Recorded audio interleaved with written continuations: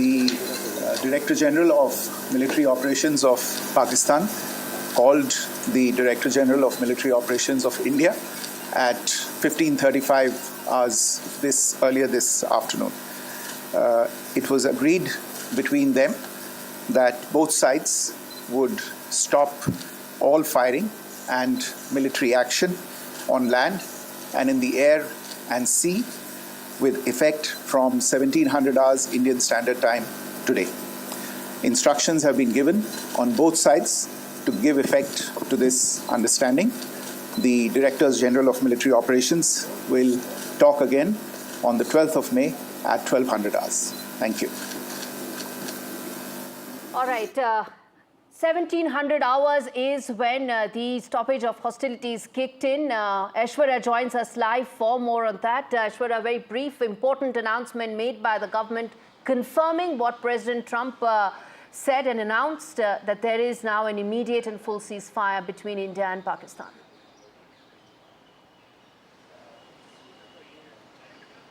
Well, from 1700 hours today, there will be ceasefire. That's the big announcement made. It was at 15:35 hours when, both from India and Pakistan, the DGMO level talks were conducted, and it was decided that there will be complete ceasefire on land, sea and air. Of course, there were several talks between the United States and India.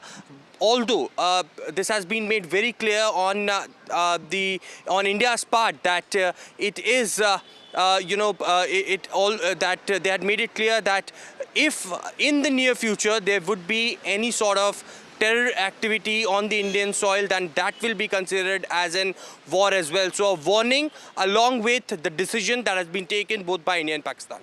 All right, absolutely huge, these developments. In a statement lasting all of 30 seconds, India's Foreign Secretary Vikram Misri has announced that it is over. The ceasefire, the immediate stoppage of firing exactly 1 hour ago is when it started. No firing by land, air or by sea. This is something which has been directly mediated by America. It's been announced by Donald Trump. It's been followed up by the Secretary of State. The Directors General of Military Operations of India and Pakistan have spoken. The Pakistani general called up his Indian counterpart. They agreed to the terms of the ceasefire from a military standpoint. And I think shortly after that, Pakistan's foreign minister then tweeted. And now we've got our foreign secretary, all really fast. It's all happened, what, in the last half an hour? Half an hour. It took half an hour for Actually, less than that, for everything to sort of come into place. Everything came into place. Yes. The full announcement. I'm sorry, I'm interrupting you. I'm terribly excited at the prospect of peace. But peace is what we want. I do hope it lasts. Peace is what we want. Because at one level, as journalists, we are deeply pessimistic when it comes to India and Pakistan. We've seen Pakistan break promises so many times in the past. We've spent our lives under the scourge of terrorism.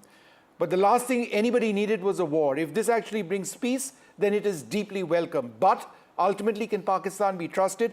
Perhaps we could have that conversation later. But for now, there is a peace in a situation when this was spiraling potentially out of control. Do we have Shiv Arur with us? Shiv, your thoughts at this huge development. In 30 minutes, series of declarations, and it seems it's over, the war. The near war. So the indications coming in from what the Foreign Secretary has said, Vishnu, appear to suggest that about 12 to 13 hours after India struck all those air bases in Pakistan, I'm just giving a timeline, this is not a reasoning, but 12 hours after India struck those, a phone call was made from the Pakistani side. The DGMO called India's DGMO. An understanding was reached that the two sides would stop firing with immediate effect from about 5 p.m. today. And that's how it worked. Now, how Trump actually plugs into all of this is probably actually getting the DGMOs, to over the sound of all those weapons, actually make that hotline phone call to each other. Now, remember that just before this ceasefire announcement happened from Trump's side, Gauri and Vishnu, remember that there were indications from the government, at the highest levels of the government, that India is changing its rules of engagement and that all terror attacks from Pakistan will now be seen as acts of war, indicating that India is changing the paradigm of retribution, and that if there are terror attacks from Pakistan's side, then immediate response from India will be military strikes against military establishments and military targets, not just against launch pads and, terror training camps, etc. So that was an important little modification, I think, that prefixed what could have been some kind of an off-ramp here with the announcement of peace. I think it's a good thing that, there isn't going to be a full-scale war. Nobody wanted that. But India, I think, was in a position of power and advantage. It was the Pakistani DGMO who called after all of their premier military bases came under attack from India, which held that kind of advantage, I'm guessing, even though there was, of course, this frenetic crossfire of combat requesting this ceasefire. I'm not saying that there was a power game going on, but these subtle rhythms when it comes to conflict are very, very important because it gives you a sense of, who asked for the ceasefire, how it came into effect, who was overseeing it, was there an intermediary? We know that was Trump, but 5 o'clock onwards, just 12 hours after their bases were being attacked, and I agree with what you said, Vishnu, what a surreal day. Indeed. What a surreal day. And very quickly, all of this came together. And a very brief announcement that has been made by the Foreign Secretary, by India, in terms of ceasefire. Details of that, in terms of how it will now unwind, is something probably, Shiv, you can help us understand, given the fact that it happened so quickly. But what will be the process of ensuring that normalcy returns and, we move back towards that normalcy phase? And sorry to interrupt, but Shiv, just 12 hours ago, you were jumping around because there were explosions around you. And over here, we're talking about, peace. Sorry, Gauri, but it's just unreal. It's incredible. I agree with you because, what was happening was real. It cannot be ignored. There was genuine combat going on. There was, genuine kinetic action between the two countries, some of it quite destructive, on the Pakistani side.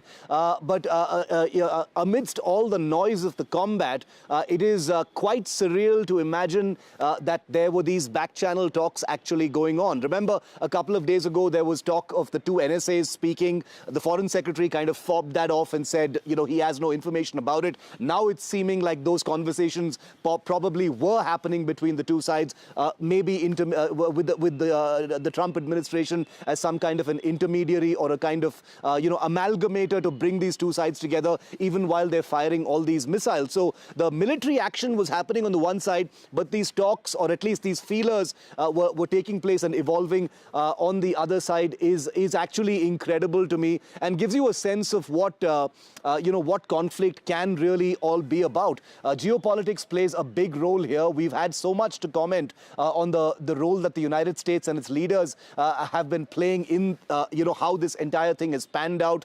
Even Trump's statement announcing this ceasefire, which broke first on NDTV, Gauri and Vishnu, even there he says, great amount of intelligence has been shown by Pakistan and India. In his usual patronizing way, Trump says, I'm glad these two people have shown intelligence, which once again is that annoying equidistancing that we're seeing from Western leaders about a situation when it all started with Pakistani terror against India. So let's never ever lose sight of the fact that this all started with the murder of 26 innocent tourists in Pahalgam.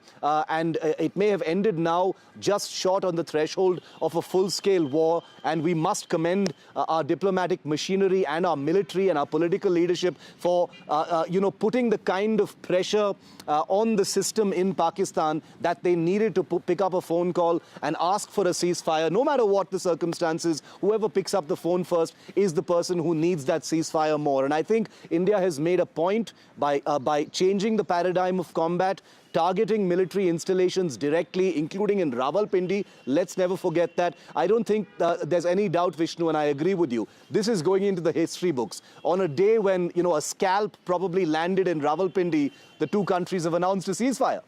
I'm going to continue with that train of thought because it's fairly remarkable. And I think we also need to reflect perhaps on what India has achieved at the end of all of this. The horrific Pahalgam terror attack took place. India launched military strikes into Pakistan. We hit Bahawalpur, we hit Muridke, we knocked out the headquarters of the Jaish-e-Mohammed, an important training center of the Lashkar-e-Toiba. We eliminated a large number of terrorists who were directly responsible for 26/11. We noticed and we have evidence of the fact that at the funeral of some of these terrorists, there were Pakistani officials present over there. That goes to prove that they continue to endorse terrorist leaders. We then had to face the brunt of Pakistan's military onslaught. Our armed forces did take that on. We'll get the full details of what exactly happened over the next few days. But India then hit back. India hit back, attacking 7 airfields or facilities, all military targets, unlike Pakistan, which was hitting civilian targets as well. And the damage caused in some of the Pakistani airfields was fairly severe. At some stage during the day, at a time when Pakistan continued with its counter-military operations, the talks actually resulted in something which fructified into the Pakistani Director General of Operations calling up his Indian counterpart and them agreeing that, look, let's put an end to it right now. Indeed, that's exactly how it unfolded. And in fact, there's some breaking news that's coming in on our screens. Of course, the Foreign Secretary said that the next talks would take place on 12th of May. We're going to come to that in just a bit, address that bit in just a bit. But Vishnu, what you were saying in terms of how it unfolded in the last 48 hours, how it went up on the escalation metrics, how India busted some of the Pakistani misinformation campaign, how it also, for the first time, in fact, in recent times, we had our US envoys reaching out and telling exactly what was happening in terms of the Pakistani disinformation campaign that was happening. Our UK High Commissioner went out and said exactly what Pakistan was doing. All that also put into place the perfect strategy that India worked at so many levels, whether it was the diplomatic, the military, the economic, all of it coming together, which is what, of course, culminated into a very sudden ceasefire that was announced about 35 minutes back. The little detail we have is that at 15:30, the Director General of Military Operations had their conversation, and at 5 p.m., 3:30 they had the conversation, 5 p.m. there was a ceasefire, 1.5 hours later. Now, what we also know is that there is going to be a press conference by the armed forces representatives, the colonel in the army, the wing commander in the Air Force. That's going to happen anytime soon. We've got somebody on the phone line at this stage. Who do we have? Sunil Prabhu joins us at this stage. Sunil, we expect a military briefing now, right? That's right. And just to give you, Vishnu, the perspective, because we were there at the as the Foreign Secretary came to brief. This was, of course, after already the announcement had been made by US President Donald Trump, as well as the Pakistan Deputy Foreign Minister. It was a brief, short message that India wanted to send. One, that the Pakistan Director General Military Operations had called his counterpart, and that they have decided to cease at 5 o'clock this evening, effective from both land, sea and air, all military operations. This comes in the backdrop, of course, and we must inform our viewers of the United States call, the US Secretary of State to the General of the Pakistan Army, where it made very clear, and you have to read that statement very clearly. It was between the lines that, Pakistan has to understand the implications of what they are doing. And I must add what we have been told by sources, that the Indian Air Force was very determined to send a loud and clear message about how we can also retaliate in the manner in which is befitting. And I think finally diplomacy on both sides, and in particular, of course, the Pakistan making that first move of speaking to its counterpart. They will speak again on the 12th in 2 days' time, after 48 hours, at 12 hours, to take a stock of the situation as it evolves as of now. So that's the input we have, and the Ministry of Defense briefing is expected to start shortly. Let's go across to Aishwarya Jain, who's been tracking developments through the day. Aishwarya, in the morning we were speaking to you when you were covering the Prime Minister's meeting with the National Security Advisor, the Armed Forces Chiefs, the National Security Advisor, whoever else. And the sense at that stage, Aishwarya, just a few hours back, was that who knows how long this is going to go. They would perhaps have been finalizing the next steps in case Pakistan escalated further. And here you are now. Where are you? Outside Jawaharlal Nehru Bhavan, at a time when there's peace. How remarkable is that?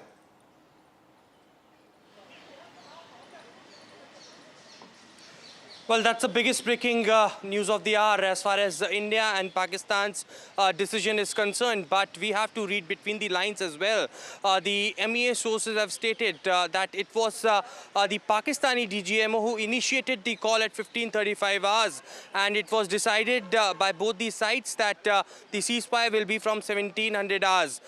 The government of India sources have indicated earlier to us that if there would be any terror attack on the Indian soil, then that will be considered as an act of war. A warning that was straightly given to the Pakistani side that there will be no tolerance. There's a straight line drawn between between India and Pakistan. Lastly, there is no decision to hold talks on any other issue at any other place is something that has also been clarified by the government as far as their briefing is concerned. But it has all unfolded. Within 48 hours, the United States intervened. They made a phone call, and finally, the Pakistan had come out. Of course, the details of how the operation went on. We were, speaking in the morning. There were explosions that were heard in Srinagar and in the Rajouri, Jammu, Poonch region as well. But certainly, it was all going simultaneously when the diplomatic talks was going on between India and Pakistan, and finally, they came to a decision. How it went, how it unfolded is the answers that, of course, operationally the Ministry of Defence will get into. But remember, in the last few press conferences of the government that briefed, it had clearly stated that how Pakistan had used the civilian airlines to guard them in a situation of the drone and missile attack by them. There had been numerous occasions when Pakistani side had used fake propaganda. They had, their Pakistani military base had given a cover fire for the terrorists to infiltrate into the country as well. So all of these things India will not forget.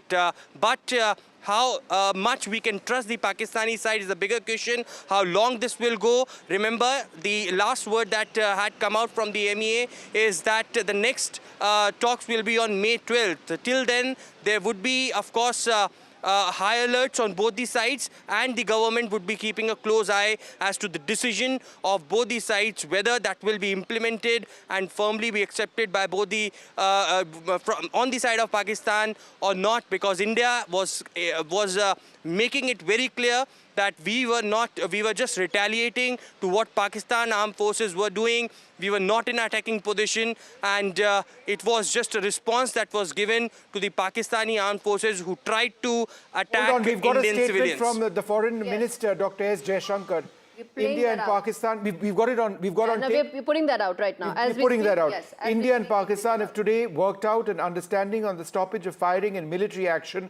India has consistently maintained a firm and uncompromising stance against terrorism in all its forms and manifestations. It will continue to do so. So we aren't, our ideals, our principles, our fight against terrorism remains, right? So that's what the message is. So nothing changes. It's back to, in a sense, the status quo. One hopes that status quo is one where there is no terror from Pakistan. We'll have to wait and see what happens. For now, and I think that's the most important messaging, isn't it, Vishnu? Where it clearly says, Dr. Jaishankar says, the stoppage of firing and military action, but the firm and uncompromising stance against terrorism stays.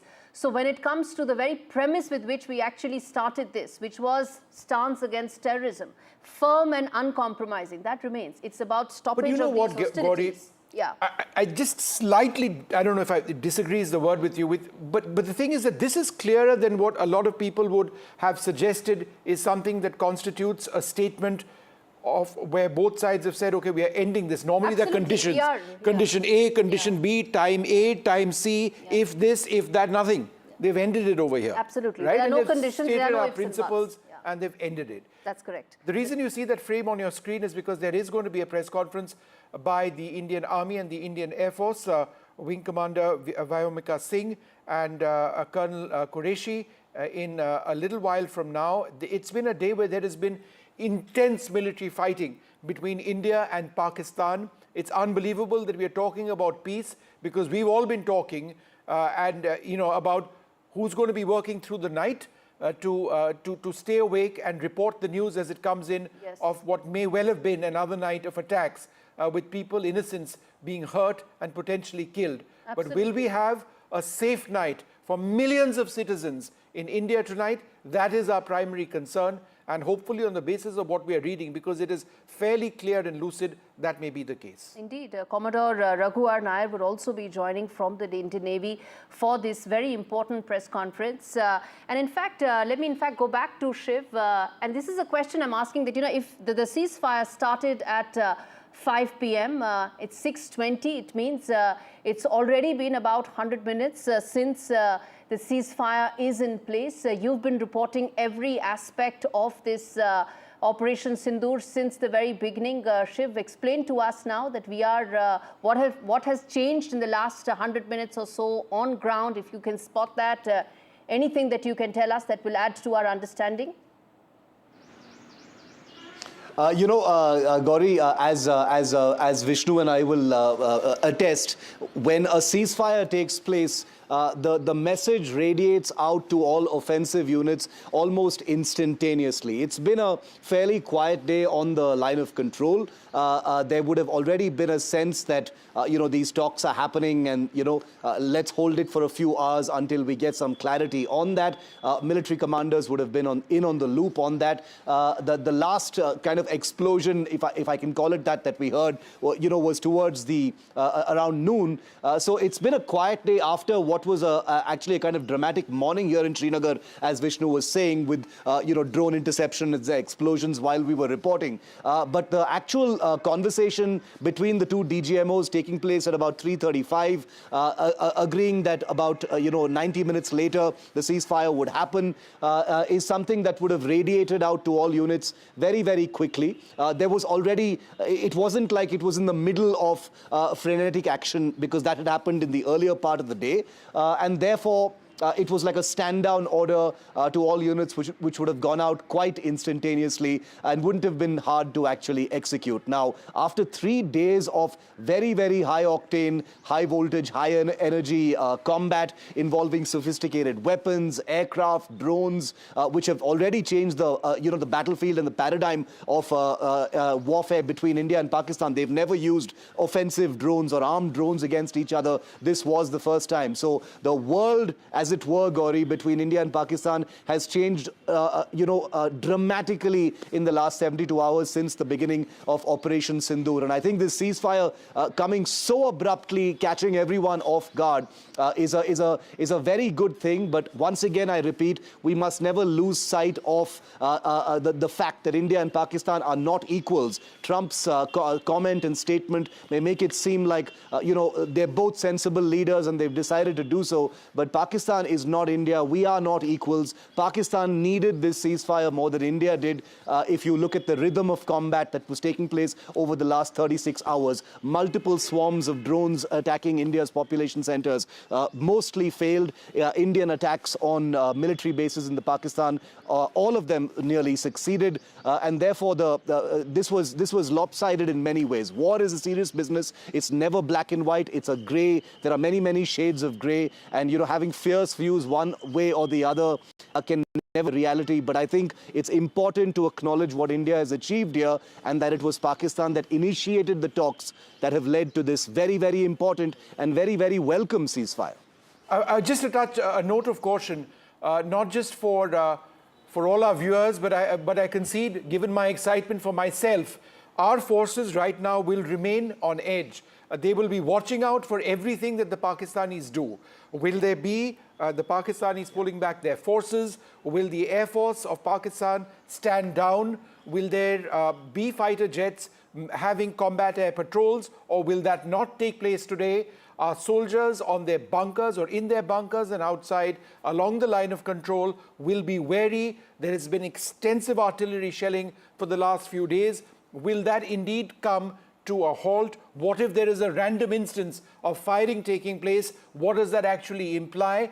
This is a night which will require very firm and very strong leadership, where you need resolve to ensure that the agreement which has been arrived at is something that is fully implemented and it does stick. We don't want random stray incidents somewhere along the IB by India or by Pakistan to potentially bring an end to the peace which we now see in front of us. Absolutely, and I think that is the most important part, given the fact that trust deficit is one of the key issues when it comes to India-Pakistan. Ensuring that this stays is going to be equally challenging. In fact, more breaking news coming in as we speak, which is that Prime Minister Modi has met National Security Advisor Ajit Doval after this very important announcement that's come in. And I think some of those conversations and some of those points that you were making, Vishnu, is something that the government would be extremely seized of in terms of what will be the next 24 to 48 hours after the announcement of ceasefire, given the fact as that we are pointing out that trust deficit is one of the big issues when it comes to Pakistan, which is why there will not be a sudden unwinding when it comes to the preparedness that was there for the military preparedness that is there for India. Gauri, you know, I've got the statement by the Foreign Secretary, which we heard. It's 4 very short paragraphs. The 4th paragraph is just 3 lines of 4 words each. And, you know, it's a 30-second read. And it's sort of the Director General of Military Operations of Pakistan called the Director General of Military Operations of India at 15:35. That's 3:35 p.m. earlier today. It was agreed between them that both sides would stop all firing and military action on land and in the air and sea with effect from 1700 hours. That's 5 p.m. Today, like right now. Instructions have been given on both sides to give effect to the understanding. That's the key line over here. That the forces on both sides have been told, stand down. That's something that needs to percolate down the chain. It's not always easy in the heat of battle. That can take time. But the instructions have been given to both sides, stand down. The Director Generals of Military Operations will talk again on the 12th of May at 12 p.m. So that's the next conversation. They would, I'm certain, Gauri, be looking at whether that ceasefire is truly, well and truly taking place. If there are any violations. I think that's what they will take stock of on the 12th of May. Until then, of course, everybody from top down has been told that they need to, of course, now implement this ceasefire. On your screens, viewers, if you're just tuning in right now, are the images of briefing that will take place by the Defence Ministry very shortly. The 3 representatives, along with Wing Commander Voimika Singh, Colonel Qureshi, there will also be Indian Navy being represented there. And that, of course, will give details. Will there be somebody from the Navy? Because if that is the case, that would be a first. And that would sort of suggest that the Indian Navy was involved. There's a big confusion on whether they were. Of course. That remains so, to be Gauri, seen. do you know something which Shiv and I don't at this stage? I'm just going by... Are you suggesting that there's going to be an Indian Navy representative? No. I'm just saying that there's a Ministry of Defence briefing that will take place. Details of that will be known only then. And even... I'm surprised it's not started so far. Yeah. Perhaps they're toning down a lot of what they might actually say. But let's go back to Aishwarya. Aishwarya, there's that important briefing by the Defence Ministry very shortly. What are you hearing? Any details that you can share from your government sources?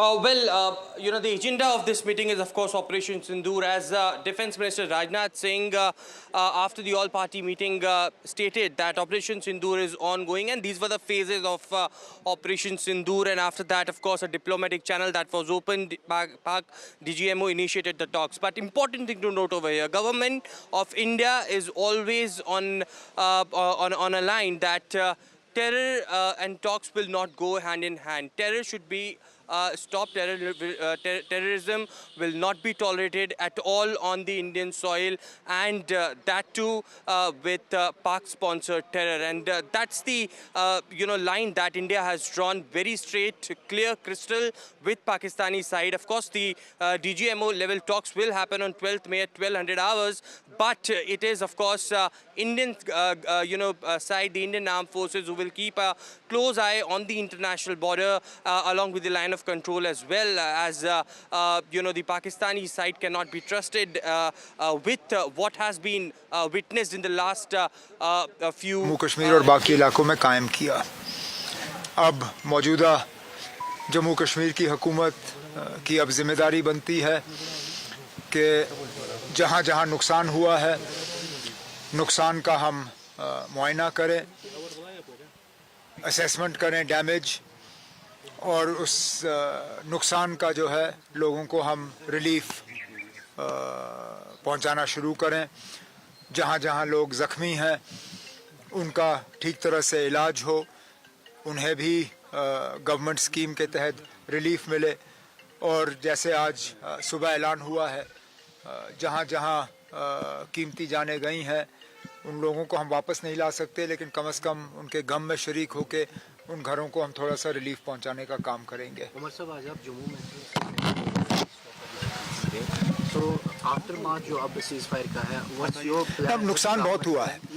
नुकसान जम्मू शहर में हुआ है, लेकिन जम्मू शहर से बाहर अगर हम बात करें पुंछ शहर को बहुत ज़्यादा जो है डेवेस्टेट किया हुआ है।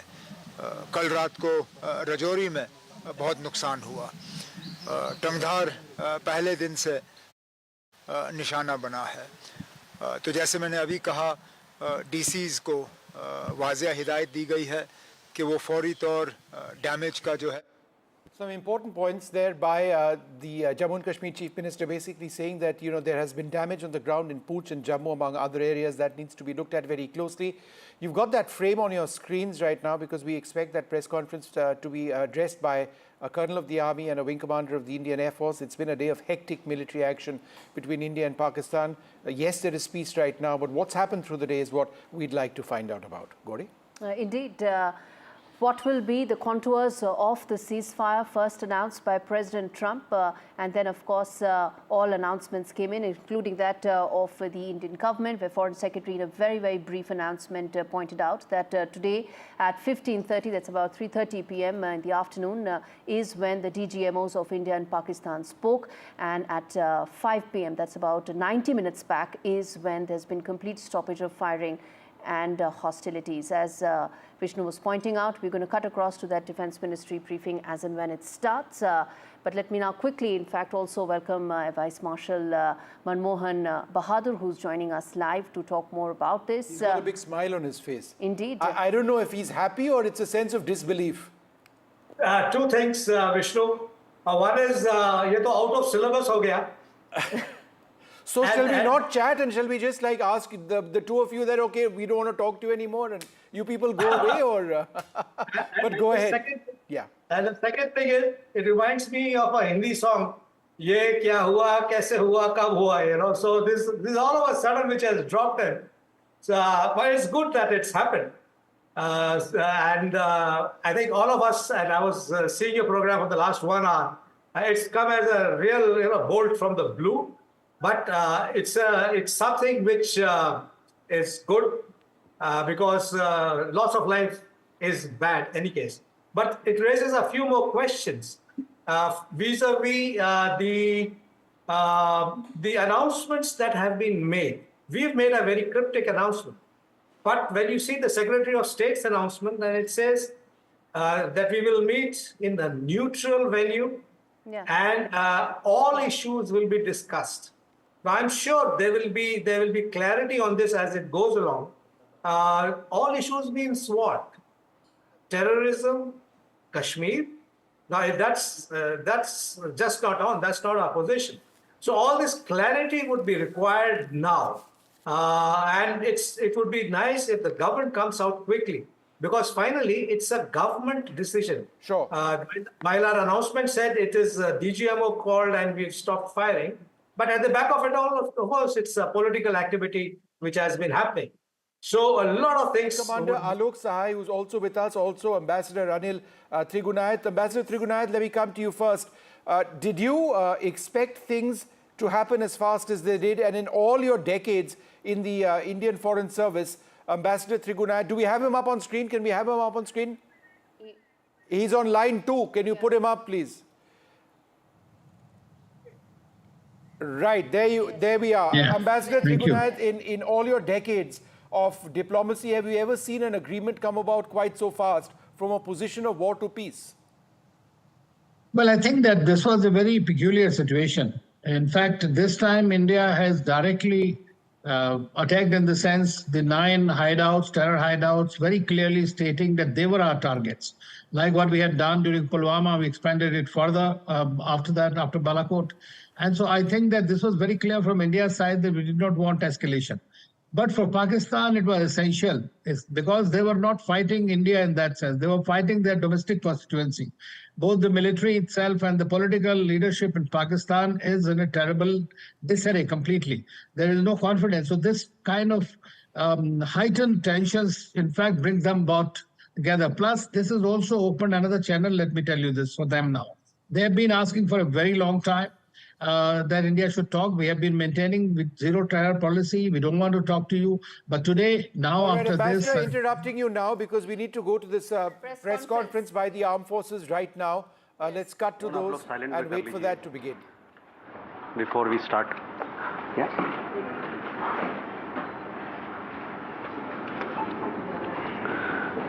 Good evening, ladies and gentlemen. I welcome you to this press briefing on Operation Sindoor and related developments. We have with us Commodore Ravi Nair, Colonel Sophia Qureshi, and Wing Commander Vyomika Singh to brief you. With that, I hand over the floor to Commodore Nair.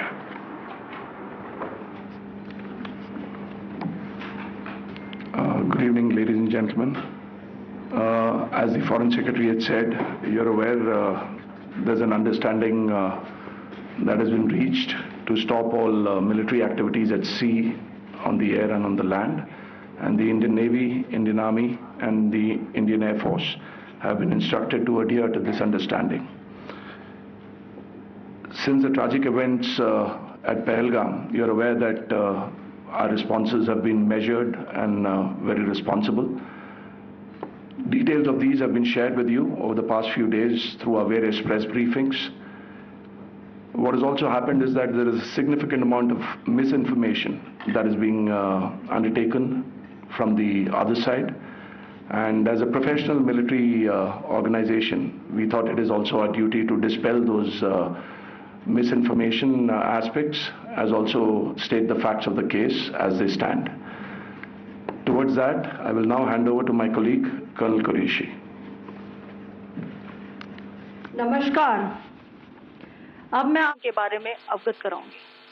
पहला, पाकिस्तान ने यह claim किया कि उसने अपने JF-17 से हमारे S-400 व ब्रह्मोस मिसाइल बेस को नुकसान पहुंचाया, जो कि बिल्कुल गलत है। दूसरा, उसका यह भी मिस इन्फॉर्मेशन कैंपेन था कि हमारी एयरफील्ड, जो कि सिरसा, जम्मू, पठानकोट, बठिंडा, नलिया और भुज में है, ये उसका मिस इन्फॉर्मेशन भी बहुत गलत है। तीसरा, पाकिस्तान के मिस इन्फॉर्मेशन कैंपेन के मुताबिक हमारे एम्यूनिशन डम्प्स जो चंडीगढ़ और बियास में है, उसका डैमेज हुआ, यह भी बिल्कुल गलत है। हमने आपको मॉर्निंग ब्रीफिंग में बताया था विद फैक्ट्स एंड फिगर के साथ कि ये सारी चीज़ें बिल्कुल सही सलामत हैं। अब मैं आपको बताना चाहती हूँ कि पाकिस्तान के एक प्रेस कॉन्फ्रेंस में ये बात की गई थी कि उनके सीनियर मिलिट्री ऑफिसर्स, जो कि पूरी तरह से ये भ्रामक है और तथ्यों से दूर है, कि पाकिस्तान की ओर से ये झूठा आरोप भी लगाया जा रहा है कि भारतीय सेना ने मस्जिदों को नुकसान पहुंचाया। मैं इससे बिल्कुल स्पष्ट करना चाहती हूं कि India is a secular nation और हमारी सेना भारत के कॉन्स्टिट्यूशनल वैल्यूज की एक बहुत प्यारी झलक है। इंडियन आर्म्ड फोर्सेस ने पाकिस्तान को बहुत भारी नुकसान पहुंचाया, उनके मिलिट्री इंफ्रास्ट्रक्चर्स को, चाहे वो लैंड एसेट्स हो या फिर उनके एयर एसेट्स। यही नहीं, इंडियन आर्म्ड फोर्सेस ने पाकिस्तान की एयरफील्ड्स स्कर्दू, जकोबाबाद, सरगोदा और बुलारी को बहुत नुकसान पहुंचाया। इसके अलावा पाकिस्तान के air defence system, radar system, उनको भी एयर स्पेस में अनडिनेबल किया। यह भी बताना चाहती हूँ कि लाइन ऑफ कंट्रोल के पास पाकिस्तान के command and control, logistic installation और उनके मिलिट्री इंफ्रास्ट्रक्चर, मिलिट्री पर्सनल का इतना भारी नुकसान हुआ कि पाकिस्तान की ऑफेंसिव व डिफेंसिव कैपेबिलिटी को नष्ट कर दिया गया। अंत में मैं फिर से ये बात दोहराना चाहूँगी, इंडियन आर्म फोर्सेस पूरी तरह से तैयार है, सतर्क है और भारत की संप्रभुता और अखंडता की रक्षा के लिए पूरी तरह से कमिटेड है। धन्यवाद। जय Hind.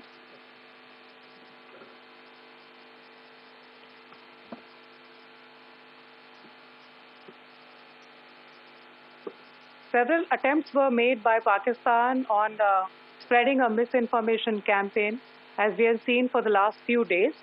There were attempts made to say that our S-400 at a northern base was destroyed, which was completely false, and that it was destroyed by a JF-17, it was a false information. Also, that the BrahMos installation was attacked and it was destroyed was false. The destruction of airfields at Srinagar, Jammu, Pathankot, Bhuj, Nalia, etc. was also a false claim. The forward ammunition dump at Chandigarh and Beas are also fit and fine, and we showed you these in the photographs in the morning briefing today. Also, there was a certain different way of miscampaign that Pakistan conducted by its press conferences, which was conducted in a manner which was completely misleading and devoid of facts. Pakistan has been spreading fabricated allegations that the Indian armed forces have targeted mosques. Let us make this very clear here, that India is a secular nation and the Indian armed forces are a reflection of our constitutional values. We hold every place of worship of all faiths in the highest regard. Our operations have been aimed exclusively at terrorist camps and facilities being used for anti-India activities. No religious sites, I repeat, no religious sites have been targeted by the Indian armed forces.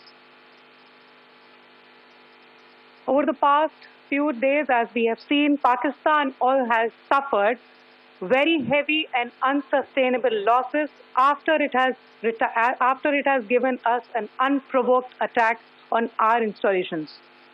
It has suffered losses in both land and air. There has been an extensive damage to the crucial Pakistani air bases like Skardu, Sargodha, Jacobabad and Bholari. In addition, a loss of AD weapon system and radars made the defense of Pakistani airspace untenable. Across the line of control, extensive and precise damage to military infrastructure and command control centers and logistics installations. In addition to that, 2 military personnel had led to complete breakdown of its defensive and offensive capability and also Pakistani morale.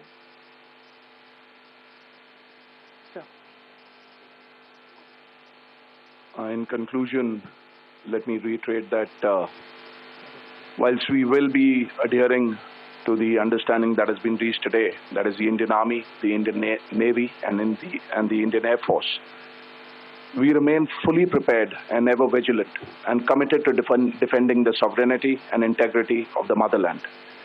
Every misadventure by Pakistan has been met with strength, and every future escalation will invite a decisive response. We remain fully operationally ready to launch whatever operations may be required in defense of the nation. Thank you very much, ladies and gentlemen. Thank you. With that, we come to the closure of this press briefing. Thank you very much.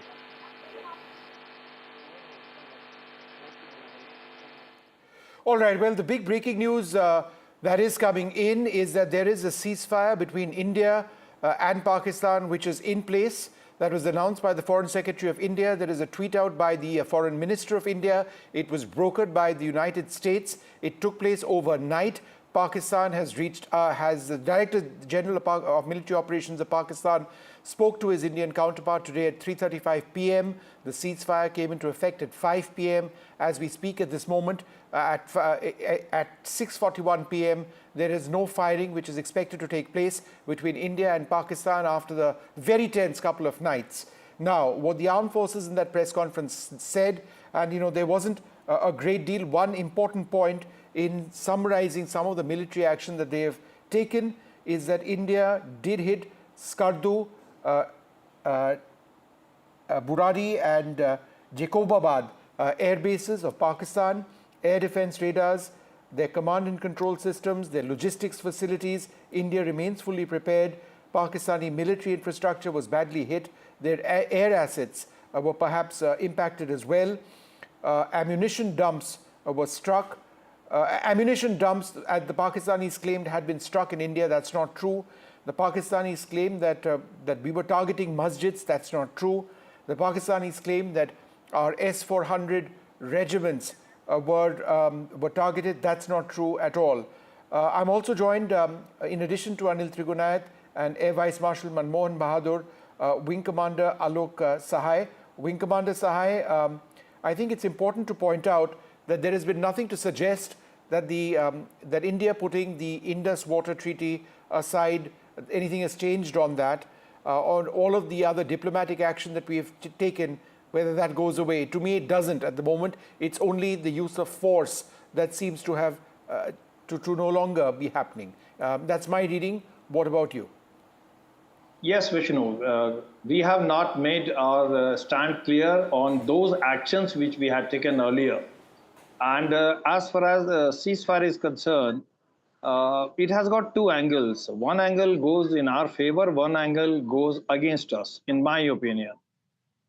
Favorable thing is that, okay, the lot of loss of life and property were reported at some places to civilians. That will be stopped. You know, the people will not be under stress, and there will be no more casualties. And war will stop at a time when India was on the verge of becoming the third biggest military, biggest economy in the world. You know, we have reached 3.8 trillion now already. So from this angle, it is good. But the second angle, it is not good, because I feel that had this gone and stretched for another 7 to 10 days, probably it would have broken Pakistan financially in a very bad way, and might have given a larger scope for Balochistan to come up as an independent nation. So to break the Pakistan and to break the terrorists in a much stronger manner, this ceasefire is a little too early. Yeah, Vishnu. Trigunayat, this is a conditional truce. Would you agree that that's the case? It is obviously conditional. It always would be. If they resort to violence, then we would respond. But the point I'm trying to make is, what about water, trade, and diplomatic ties? Nothing seems to have changed on that front, right?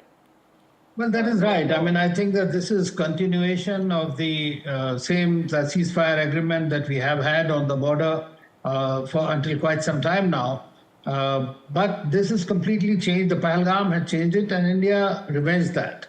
And thereafter, Pakistan just started retaliating. We continued counter-retaliation, and all this has been going on. So on the border, the peace could be there. But I think as a fallout, when the discussions happened between the two sides on May 12th, as it is said, I believe that the Pakistanis would definitely raise the issues of our diplomatic strikes in the beginning, especially the availability of water and Indus Water Treaty, which I think India can use to its advantage. Okay. So if at all, I think that things move on until the 12th, we don't have any firing on either side and the peace prevails, then there could be a possibility. And Pakistan comes in good faith and tries to really convince India that it no longer support terror from its but that will be, I think, expecting too much from them. That will happen again. So we have to be very careful and cautious and vigilant all the time. Sure. But it is possible that we might have some kind of a talks at the subsequently DGMO level, and then going forward at other diplomatic levels. Talks. To work out, yes. Yeah, we'll have to wait and see what happens over there. Maria Shakil joins us at this stage. Maria, your sources confirming that this is a conditional truce. Those are the words being used? Yes, that's right. That's what sources say. Look, Vishnu, India has managed to communicate rather effectively, emphatically, and convincingly to the world that it can protect its sovereignty. And when it comes to attack on its land and against its citizens, Prime Minister Modi has a strong security doctrine in place. And this is a defining moment. We had been speaking about Operation Sindoor's success, and India went ahead and carried out, second and third round of Operation Sindoor, also when it went inside the mainland of Pakistan and targeted their air bases. So India was never in favor of a war. Remember, Prime Minister Modi had famously said that this is not an era of war, but it was the Pakistan which was an aggressor, which has been an aggressor. India managed to tell the world that it can carry out, airstrikes with great precision inside Pakistan, but it was done and only against terror hotbeds, terror launch pads, and not against the civilians or military installations in Pakistan. So I think overall, if you look at it, India was not in favor of war, and what has come out after the ceasefire is that this is conditional, certainly depending on how things move on from here onwards. And as far as the Indus Water Treaty, which is on hold, is concerned, that is going to continue. There's no question of a truce on other fronts. But as far as military action is concerned, Vishnu, that's what has been put on hold at the moment. Aishwarya Jain also with us. Aishwarya, very briefly, go ahead with what you're hearing.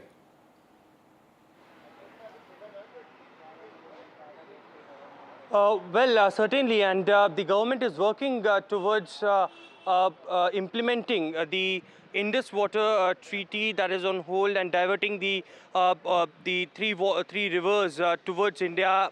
The Jal Shakti Ministry had already stated that they're working towards building dams and canals, and the long-term, short-term and mid-term goals had already been prepared. Prime Minister Narendra Modi had earlier stated that, and Rajnath Singh also stated that there will be not even a single drop of water that will go towards Pakistan. There were actions that were taken against Pakistan as far as the sending of the diplomatic officers from the High Commission of Pakistan in Delhi as well. That will continue as far as the financial engagements, the isolating them and making it possible that India is absent in the voting as far as the IMF is concerned. All of that will go on. Pakistan will not forget what India has taken actions against them as far as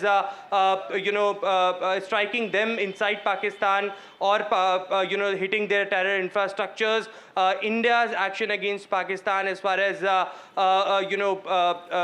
giving them back in terms of all the actions that India has taken. So all of that will continue to go on, as the government had stated that this is just a truce on the kinetic front. Aishwarya, hold on for a second. We've also got Dr. Bharat Barai with us. Dr. Barai, thank you very much for being with us, joining us all the way from the United States. Dr. Barai, it's quite fantastic, isn't it, that America has been able to broker this peace? Well, Trump claimed that he had good relations with both Prime Minister Modi and Pakistan, and he used his influence, his sources, to bring about this ceasefire. As we know, India had always stated that it was a limited operation against 9 Pakistan terrorist bases and hoped that Pakistan would not escalate it. It was Pakistan that decided to escalate it, and that's why second and third round of Operation Sindoor had to take place. I hope that this has conveyed a very strong message to Pakistan that Prime Minister Modi and the government will not allow terrorists to keep on doing what they are doing. And anytime they do that, there will be a strong and effective response from India, including military action against the terrorists and the famous or infamous terrorist who had hijacked Indian Airlines 814 has been eliminated along with some other terrorists. So I'm glad that on one side there is a ceasefire, so there is no more damage to property and people. On the other side, India has very effectively conveyed a very strong message to Pakistani government and to Pakistani army that these things will not be tolerated. Vishnu, I can tell you that in USA, there was very little support or no support to Pakistan during this crisis from Pakistani American community. The Indian American community demonstrated very strongly in front of many places at Pakistani consulate and embassy. There was practically no demonstration or no response from Pakistani American community, which does not like the present Pakistani government. They are more with Imran Khan than with this army and the government. Okay. Let's bring back Shiv Arur as well at this stage, but Wing Commander, I beg your pardon, Air Vice Marshal Manmohan Bahadur, we've got an updated list of bases struck by India today. It's important that we reflect on this. Skardu is one of them as well.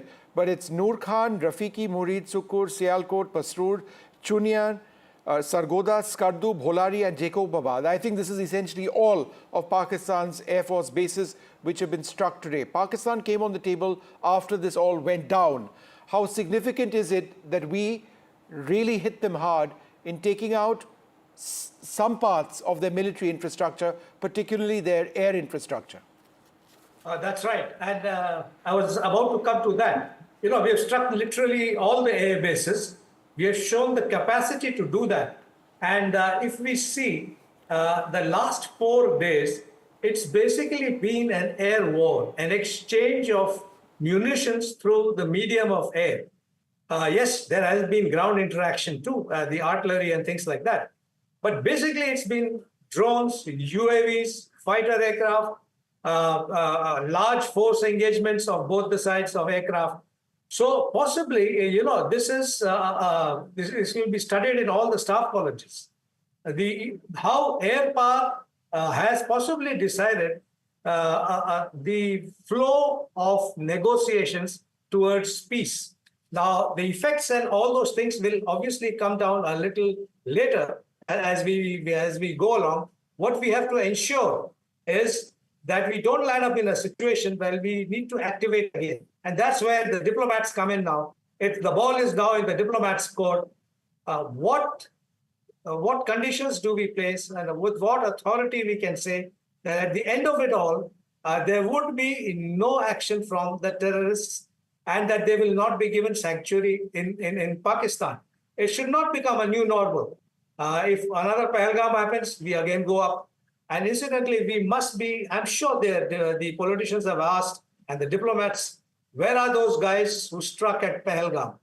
We must get to them. That's absolutely, that remains key, and I think that's an important point. But let me go across to Shiv Arur at this stage. Shiv, the fact that India struck Skardu Air Base, besides anything else, tell us the significance of that.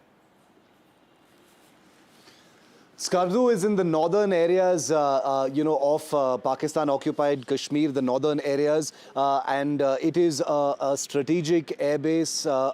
I cannot imagine from where India must have struck, but this updated list of airbases that you just read out from Vishnu is an incredible list. I mean, this is going to compel people to study this, the actions by the Indian military of the last 12 hours for a long time to come.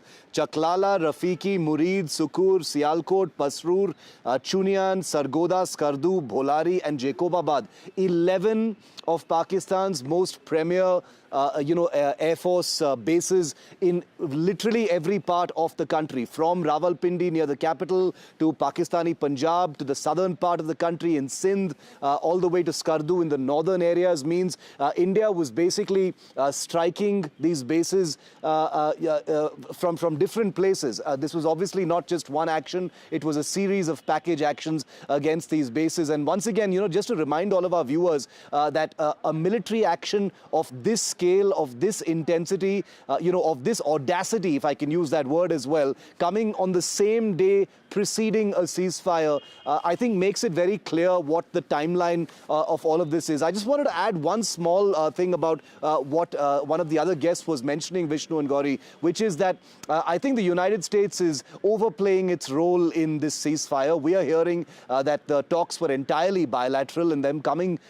just hours after these punitive strikes means that it was the Pakistani DGMO who picked up the phone, probably needed the ceasefire more, discussed this with India. India, in good faith, discussed it and saw interest in agreeing to a ceasefire from 5 p.m. today on India's terms. India has not agreed to any talks at any neutral site, which has been mentioned by Trump and Secretary of State Rubio. So that makes me doubt this whole patronizing ownership of being the person who stood in between Shehbaz Sharif and Prime Minister Modi and got them to talk and agree to this ceasefire. So I think it's very important to tell our viewers and share with our viewers that there's a lot of shadow play going on, a lot of superiority going on by the United States when this was bilateral and as a direct result of India's military actions. Yeah, no, that's fair enough. But it would be fascinating to get the inside story of how this actually worked out. Yeah. And we will try and try and do that and see what role America did have. Was it an overwhelming role, or was it in fact essentially between India and Pakistan? Sunil Prabhu joins us at this stage. Sunil, do you have any other details that you can share with us on how this actually happened? Well, 2-3 important points that I want to express, something that the Ministry of External Affairs and through informed sources have said, that one, that there were no preconditions. There is no change in our position, be it on the Indus Water Treaty or for that matter in our fight against terror. There will be no let up on that. The call came from Pakistan, from the DGMO at 15:35 hours, even though President Trump, the US President Trump, made that announcement even before India's briefing. They have made it very clear that this was done bilaterally. And really, the fact that the DGMO from the other side had spoken, we have had no let-up on our fight against terror. This will continue. Most importantly, all the steps that India has taken vis-a-vis Pakistan, the Cabinet Committee on Security, be it the Indus Water Treaty, the stoppage of, and reduction of staff to 30, all those things stand as is basis. There will be the next round of talks on the 12th at 1200 hours, where they will take stock and go forward from there. But at this present juncture, we are very clear that no preconditions done bilaterally, even though the United States is attempting to claim credit for this. All right, Shiv, let me come back to you. And let's just go through some of the military action which we've seen over the last couple of days. I think it's important to reflect on the initial strikes which went through. They were extremely successful strikes. We've seen that through satellite imagery, which we broadcast here on NDTV. That proved a certain capability which perhaps didn't exist in quite the same way just a couple of years back. Certainly some of the systems which we operated in terms of missiles such as the Scalp didn't exist when the Balakot strikes took place. We've got an array of surface-to-air missiles now, again something during Balakot which weren't all in place, certainly not the S-400 system. The ability to jam drones certainly didn't exist back during the Balakot times, and the drones themselves didn't exist either. So it's a radically new type of war, air war, which India and Pakistan fought, right? Very true. The paradigm of battle between India and Pakistan has completely changed. I think the point you make about drone warfare is perhaps the most important. Remember, between the last time that India and Pakistan, had a confrontation, which is 2019 after the Pulwama attack and the Balakot airstrikes, you've had the Ukraine war, the Armenia-Azerbaijan war, in the middle, wedged in the middle there during the COVID pandemic. And both of those wars were, defined largely by drone warfare, or at least they became representative of what the paradigm of drone warfare could actually look like in a real-world combat scenario. And it was not surprising, therefore, that drones were employed in large measure by both India and Pakistan. Pakistan to, far less successful levels than India apparently was, because India managed to, hit radar facilities in Sialkot and Faisalabad and Lahore, principally using its kamikaze drones, whereas on the Indian side, despite hundreds of drones apparently coming in to attack military sites and others, most of them were taken care of by India's very, very comprehensive anti-drone measures. And I think, Vishnu, once the dust settles on this, it's only been, 2 hours since the ceasefire came into effect. I think military studies, academics are going to have to go into an incredible amount of detail as to the tactics used, the weapons used, the manner in which India has, raised the level of use of technology, the fact that India's air defense shield has in many ways come into its own, because this is a shield that has often been criticized before as being faulty, as being ad hoc, piecemeal, having glaring gaps, etc. But if the last 3 days are anything to go by, India's integrated air defense shield has performed overwhelmingly with success, whether it was kinetic kinetic, non-kinetic, ground-based weaponry like guns and the L-70 that we were talking about earlier. All of this has come together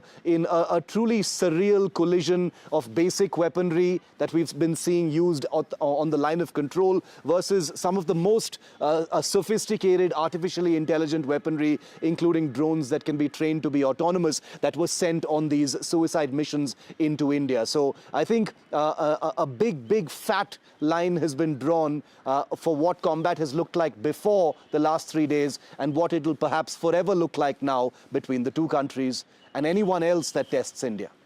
All right, let's go across to Aishwarya Jain. Aishwarya, I believe at the residence of the Prime Minister, correct me if I'm wrong, you've got a meeting of the service chiefs once again, is that right? That's right. That's right. In fact, this is the second time in a day when we are witnessing that all the three service chiefs, along with the CDS, NSA, all are present at the 7 Lok Kalyan Marg. It was early up in the morning as well when they all have reached, along with Defence Minister Rajnath Singh at that point of time. And post the announcement of ceasefire, again the tri-service chiefs along with CDS, NSA had reached at 7 Lok Kalyan Marg. Of course, there would be discussion on how things will go on from now. These meetings are very sensitive and secretive in nature. But of course, the ceasefire announcement has will now put out a clear picture as to how Indian armed forces, as the Ministry of Defence officials and the armed forces also stated in the press conference, that Indian armed forces will keep a strict vigilance on the western borders and certainly there would be no terror activity or no ceasefire violation that will be tolerated in the near future. And therefore the reason perhaps straight messages were also, message came out from the sources in the Prime Minister's office earlier in a day, in which Prime Minister stated that the further if there is any terror activity on the Indian soil in the future, then that will be considered as an act of war. That will be implemented, and that would be the message that will go down to the armed forces as well. So certainly an important meeting currently being chaired by Prime Minister Narendra Modi at his residence at 7 Lok Kalyan Marg. All right, Nazir Masoodi joins us right now. Nazir, you live in Srinagar, you've got your family over there. To hear bombs exploding in the area, whether they were bombs, drones, or surface-to-air missile remnants, whatever it was, you must be, breathing a sigh of relief at this stage that this military conflict has ended. It is essentially a new life for the people, including me and my family, because the way the fear in which we are living, you can't express in words. I was in the border area, border town in Kupara. My family was here. And they were calling me when they were hearing the loud explosions. Nobody was sure where the next bomb will fall. Nobody was sure where it will hit. It is very easy and romantic to talk about war from a distance. But when it hits home, then I can see the people, what has happened to them who are hit, who are killed, who are injured, who lost their home, who lost their relatives. Ask that family to the additional DC, Rajouri, the parents who lost their 2-year-old daughter today, Harsha Noor, and so many people who lost their lives. War is not a game, we saw on televisions, people romanticizing in people just playing as if it is a video game. That's not. It has consequences, it has a cost, and common people pay it. And the soldiers, don't forget those soldiers who are on the borders, they pay for it. Their lives are at stake. They're like you and me, defending the borders, but they have to pay a cost because they are decisions, political or military decisions. So when there's a ceasefire announcement, it's a huge relief for everybody, including me. And I could come back to Srinagar. And fortunately, we had got certain indications. Our 4 o'clock broadcast, I was talking about the same thing. And also in 5 o'clock, before President Trump tweeted this thing. But our source had told us there would not be any violation this evening unless Pakistan does something horrible. So one good thing is that, and all leaders have welcomed Chief Minister Umar Abdullah, who was actually, for all these days, give credit where it is due. with the people who have been affected, displaced people who had to be taken shelters, meeting injured, we're going everywhere. Former Chief Minister and PDP leader Mehbooba Mufti has welcomed every leader, Sajjad Loan, everyone.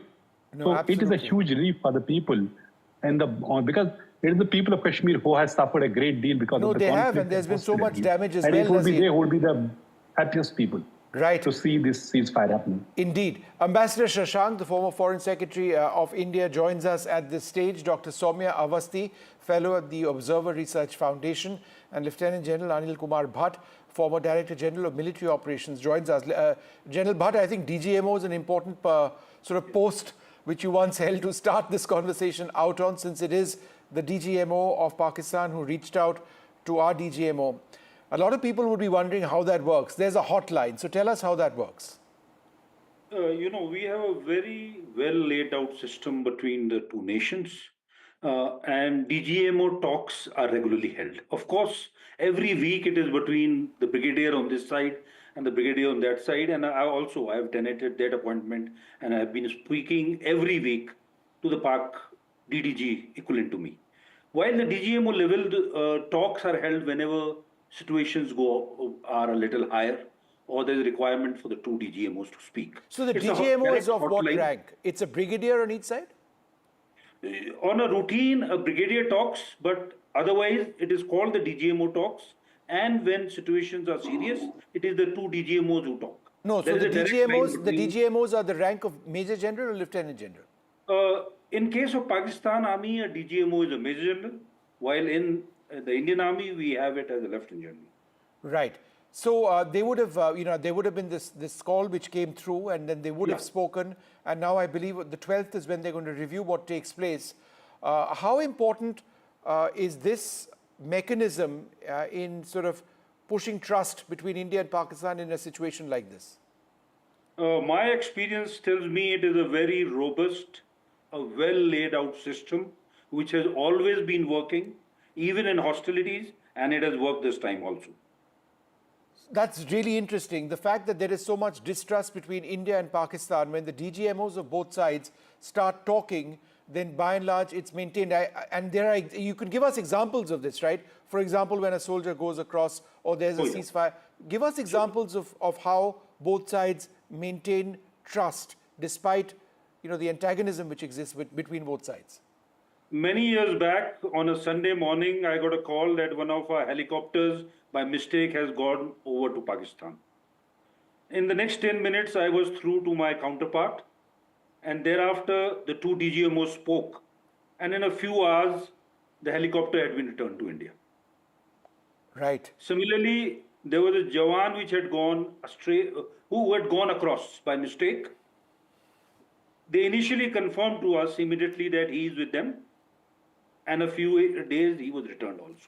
So many activities on the border between the two troops, even when there is exchange of sometimes of fire and it has to be stopped, the two DGMOs do talk to each other. All right. Ambassador Shashank, I think it's also important to mention that this is just a ceasefire in terms of the kinetic action between the two sides is concerned.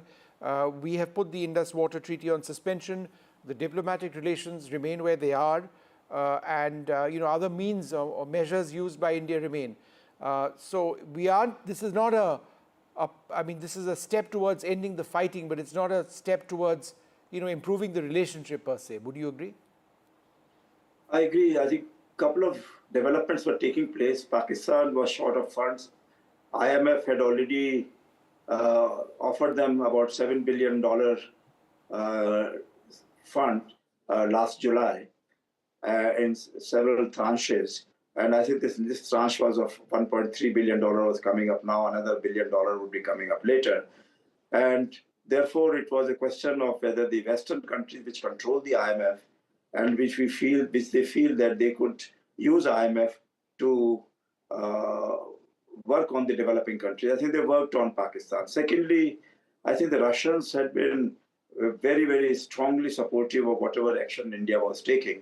And therefore, Russia was getting closer to India in this position. And USA perhaps felt left out because they were talking of some kind of a ceasefire. They were talking of better relations between the two countries. The old, I think their officials must have taken out the old briefing notes and started reading from them to their seniors.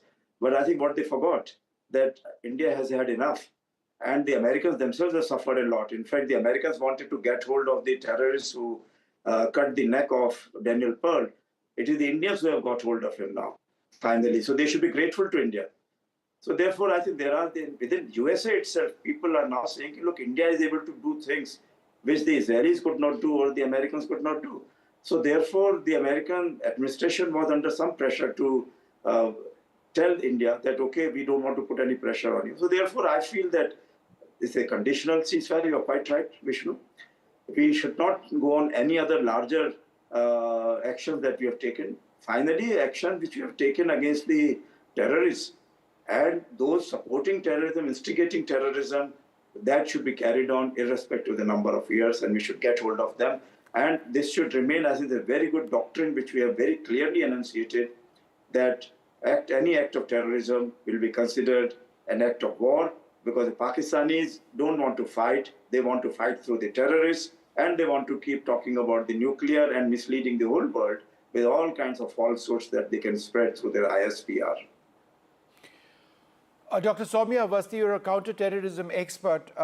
Detail has emerged today on the number of terrorists who've been eliminated in the initial Indian strike post-Pahalgam.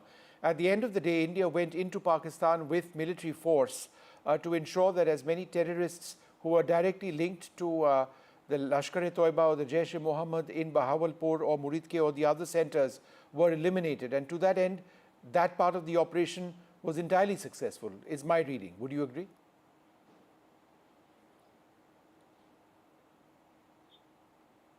Am I audible? I can't hear anything. We'll fix that line with you in a moment.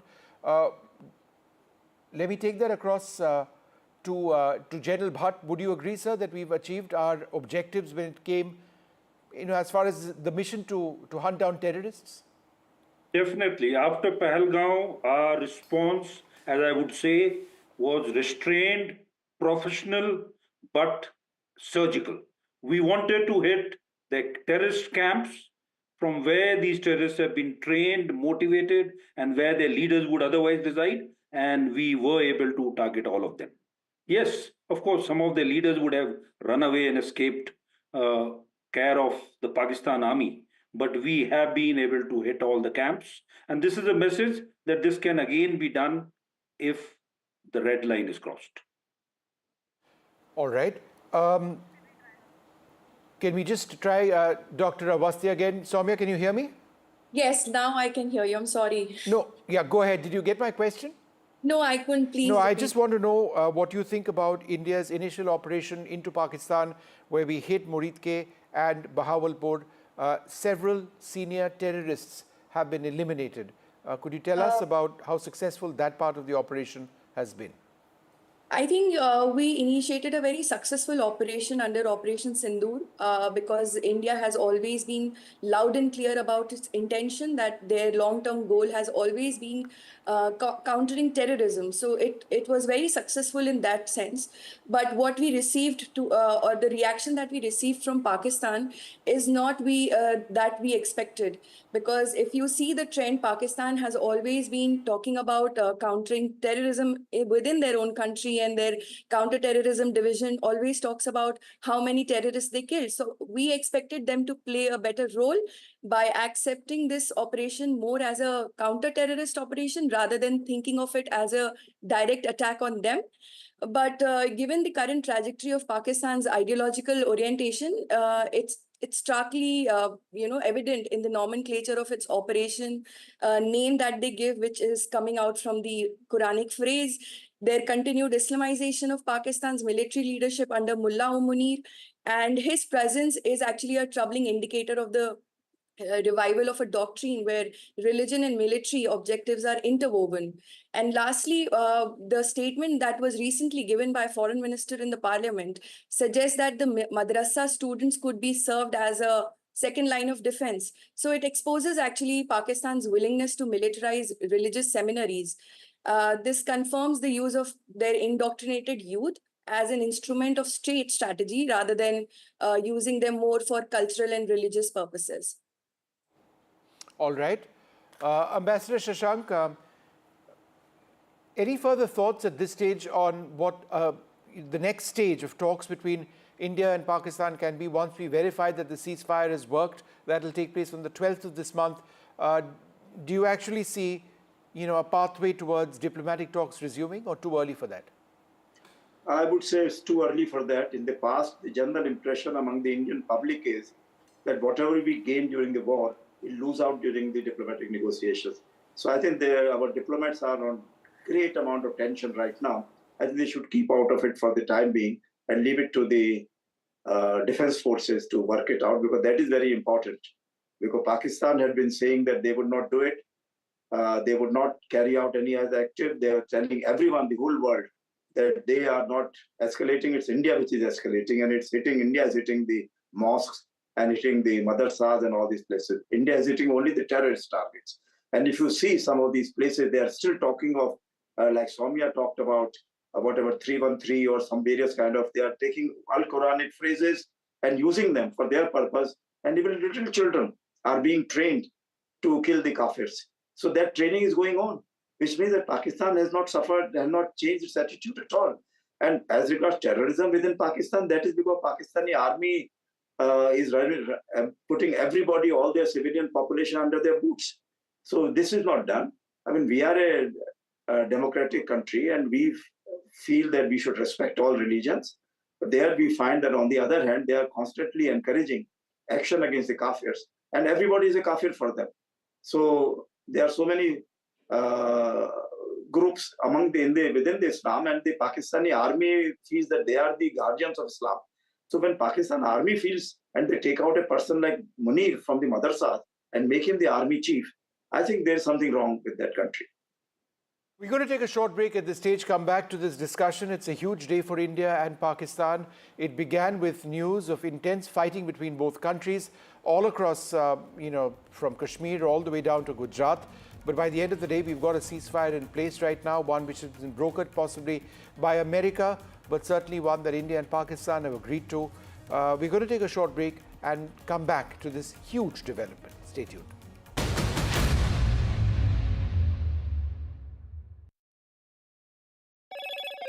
Hello, Moto. Motorola, India's leading AI smartphone brand.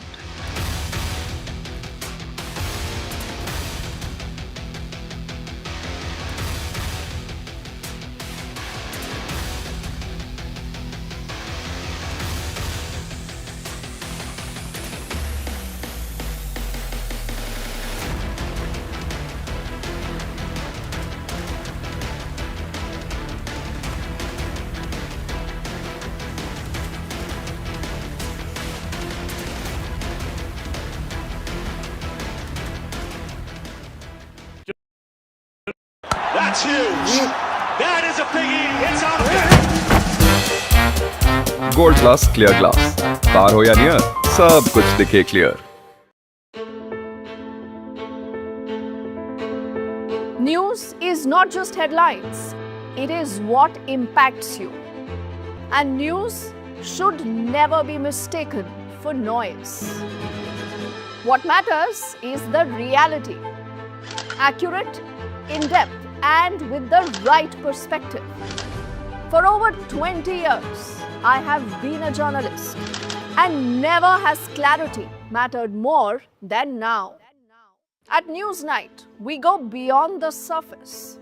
We dissect the details, challenge the narratives, and bring you the unparalleled clarity you deserve in a world clouded by misinformation. We are bold, we are direct. Newsnight, for the news in your interest. Only on NDTV 24/7. How often have you turned away from debates that descend into endless fights? We bring you a show where every question is answered, where every debate finds its resolution, where every story finds its conclusion, where opinions collide but facts prevail. where stories unfold with insights and trust. When the noise ends, the last word begins.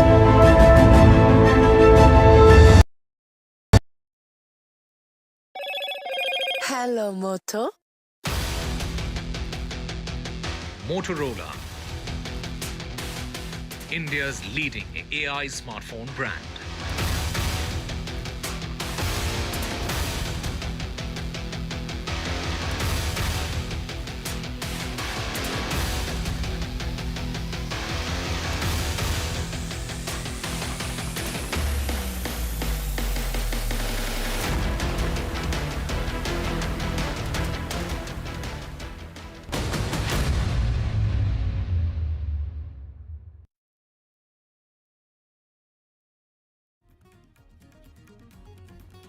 Welcome back. Well, let's just listen in now to some of the key points mentioned in that press conference a little while back. There was a statement by the Foreign Secretary where he announced the ceasefire, and subsequently there was a press conference being attended by the armed forces to spell out some of the key points, including the action taken by the Indian Armed Forces today. Director General of Military Operations of Pakistan called the Director General of Military Operations of India at 15:35 hours earlier this afternoon. It was agreed between them that both sides would stop all firing and military action on land and in the air and sea with effect from 1700 hours Indian Standard Time today. Instructions have been given on both sides to give effect to this understanding. The Directors General of Military Operations will talk again on the 12th of May at 1200 hours. Thank you. Several attempts were made by Pakistan on spreading a misinformation campaign, as we have seen for the last few days.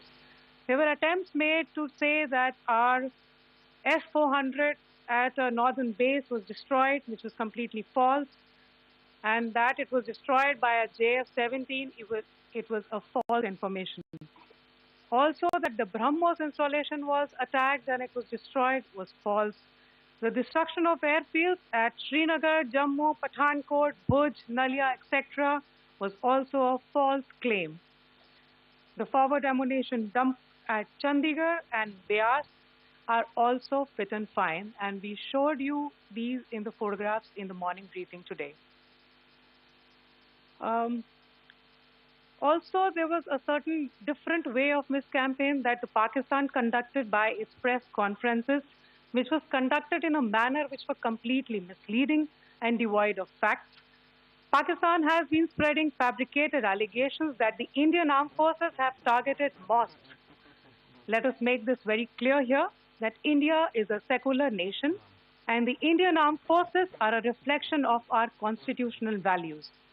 We hold every place of worship of all faiths in the highest regard. Our operations have been aimed exclusively at terrorist camps and facilities being used for anti-India activities. No religious sites, I repeat, no religious sites have been targeted by the Indian Armed Forces. Over the past few days, as we have seen, Pakistan has suffered very heavy and unsustainable losses after it has given us an unprovoked attack on our installations. It has suffered losses in both land and air. There has been an extensive damage to the crucial Pakistani air bases like Skardu, Sargodha, Jacobabad, and Bholari. In addition, a loss of AD weapon system and radars made the defense of Pakistani airspace untenable. Across the line of control, extensive and precise damage to military infrastructure and command control centers and logistics installations. In addition to that, 2 military personnel had led to complete breakdown of its defensive and offensive capability and also Pakistani morale. Well, joining us now, Ambassador Javed Ashraf, who's been tracking all these developments very closely, very often with me in conversations. Ambassador, it's good news, and nobody wants war. Were you surprised, as the rest of us have been, at the pace in which it's all happened? Vishnu, I think today was a very pivotal day, to be honest. It could have either escalated further or it could have de-escalated today. The reason I'm saying this is that, over the past 3 days, we have seen a pattern of constant escalation in the attack that is coming from Pakistan. And naturally, that was also responded to in a befitting manner from our side, which has led to a lot of damage to military assets and military infrastructure in Pakistan, some of which are very important and critical for their overall military preparedness. Now, if they had continued with this process, either escalation in the current domain or expanded the war horizontally, it would have met with, as I said before to you, that with continuous escalation dominance from our side. So there would have been two things in my mind that would have been at play. So I was half expecting that this would happen, especially when the news came out that we would treat any future terror attack as an act of war, that something or would have been working out. And I think two things would have definitely happened. One is that I think the international community would have been waking up to the reality of what Pakistan was attempting to do for whatever its objectives were, and that there would have been a degree of pressure on them because it was clearly the pattern of escalation and then response left the onus on them to start taking the steps to stop this. And the second was obviously their own internal calculations of how far they can go on to escalating this and sustaining this given the internal situation. And remember that we've all been aware of the fact that there is a much higher staying capacity and much, of course, asymmetrically more power to deliver from our side.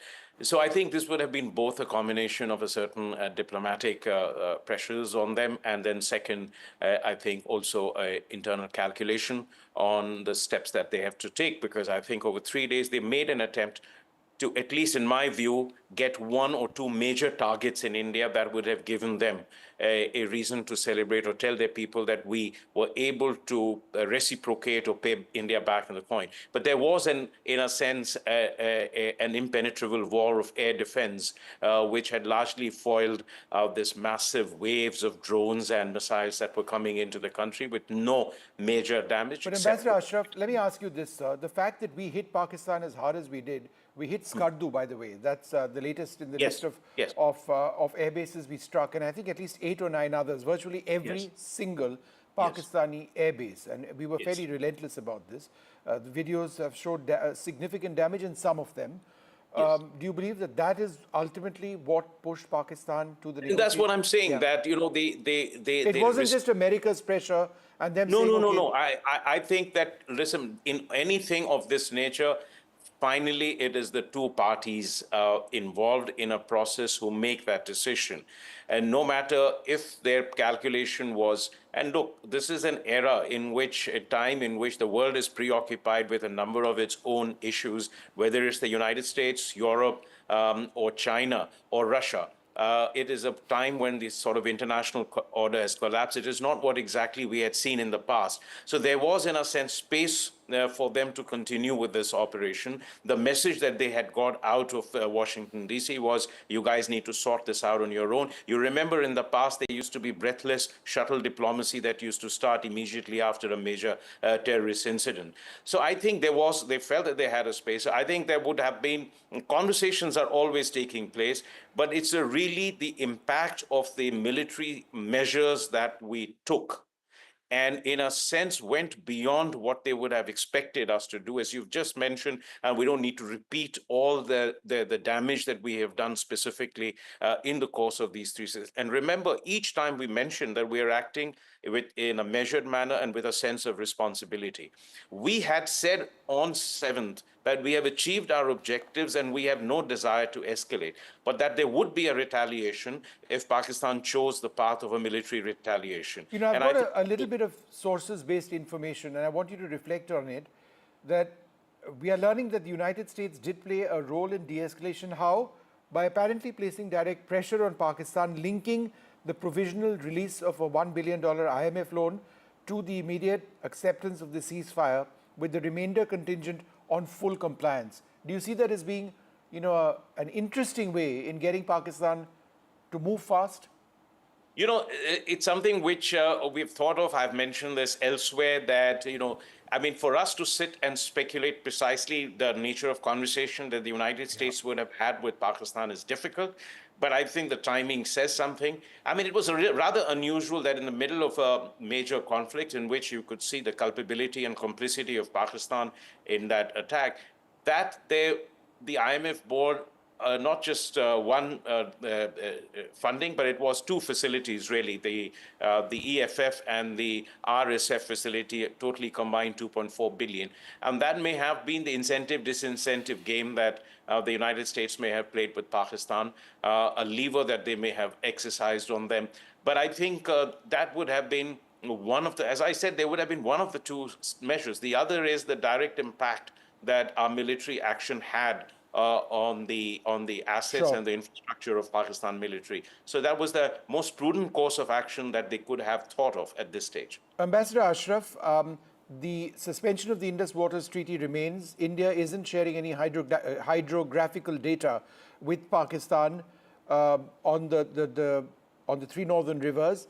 Neither is there any resumption of diplomatic relations at least to the standard at which they were.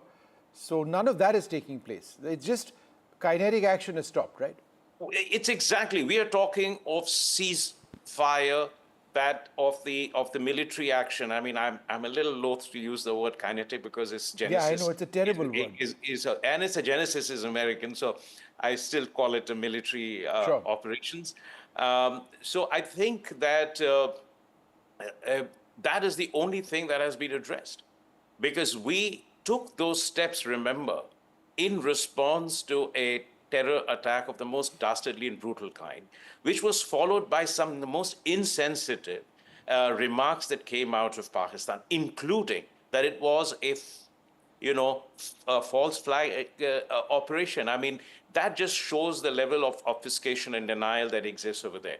That hasn't changed. Remember, you've not yet taken any steps on ending terrorism against India, or dismantling the infrastructure, or taking steps to rein in all the parties that are involved, cutting off financing, recruitment, motivational mobilization. All of that still exists. So what we have achieved today, is a ceasefire under a dual pressure, as we've just discussed. But we will then have to decide on the next course of action. Now, the next course of action will obviously be a conversation on what steps that are to be taken by Pakistan with regard to cross-border terrorism. Anything that leads to quote-unquote normalization of the relations is a long way off. Yeah. And it would require us to have a level of trust that this is not going to happen again. Because we've been through this yo-yo many times before, that we have a major terrorist incident that is followed by mobilization or a step of diplomatic and commercial steps that we take, measures that we take. And then, in a sense, when pressure eases off, then there is some set of return to normalcy without addressing this fundamental problem of terrorism. And so I think this is going to be, this time, I think we have made it very clear. We've changed the playbook, as I've said, that we have changed the pattern of response and seized control of the levers of post-attack development, in a sense, driving the process. And so I think we will continue to do that to achieve a longer-term objective. All right, Ambassador, great speaking to you. It's no one wants war. It's welcome that this has taken place. Let's hope that ceasefire lasts, and let's see how it pans out from here onwards. Thanks very much, sir, for being with us. We're going to take a short break. There's more coming up.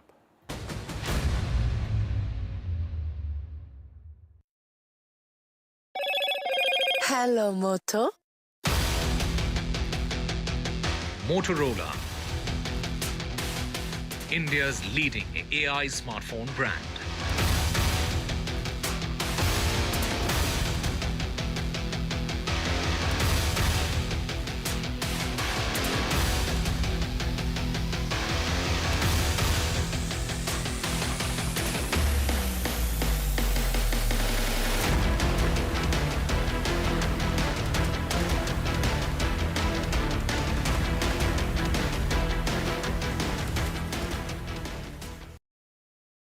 तू ही तो है जिसकी सच्चाई वाली clarity की वजह से मैं आज यहाँ हूँ। गोल्ड प्लस सिल्वॉक्सी मिरर्स, ऐसी क्लैरिटी कि आपको सिर्फ सच नजर आए, चाहे कितने भी साल बीत जाएं।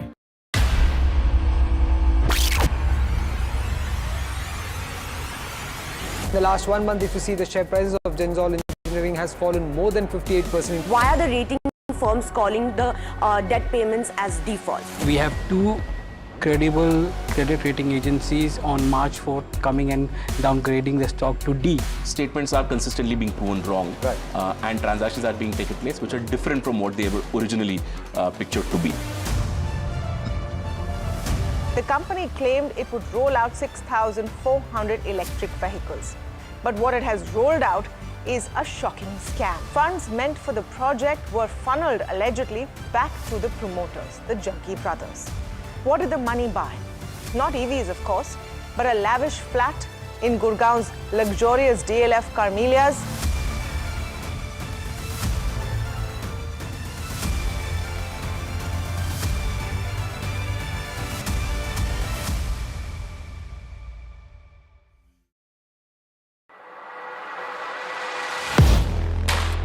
Do you really know the company you invest in?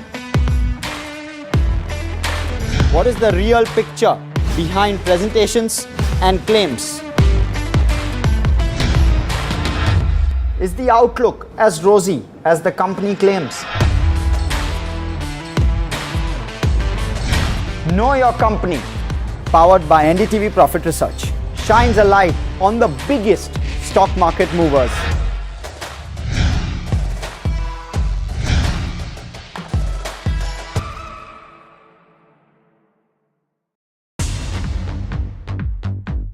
More news that matters. Big exclusive. Tulsi Gabbard gunned down by Pakistan-backed cowards. When you interact with people on ground, you're able to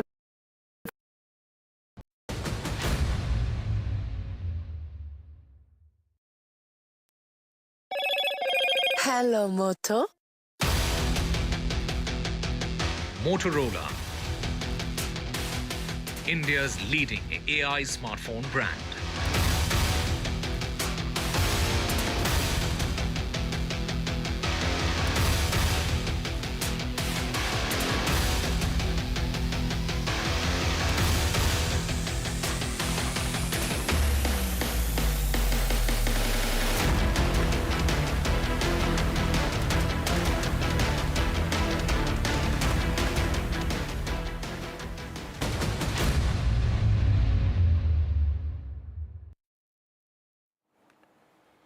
All right, let's go straight across to NDTV's Nazir Masoodi, who's been tracking all the developments. Nazir, I think the focus in Jammu and Kashmir will now be to get a full assessment of the damage on the ground. Is that right?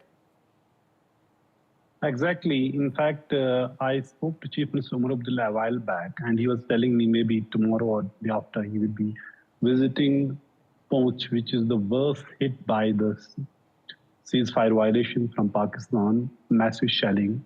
Not only there's huge loss of properties, homes, shops, establishments. Many people have been killed in that area. Religious places were targeted, Gurudwara, Madrasa, temple. So it was madness, literally, and the way they targeted innocent people. So now it is the responsibility of the government to reach out to those people, which way I said earlier, give credit where it is due. Government was actually alive to this situation. They reached out to the people who were affected, be it in Jammu, where Chief Minister himself was there. There were ministers who went to different places where people have been affected. Lieutenant Governor Manoj Sinha also visited Uri yesterday. So government was trying to do its best when people needed them the most.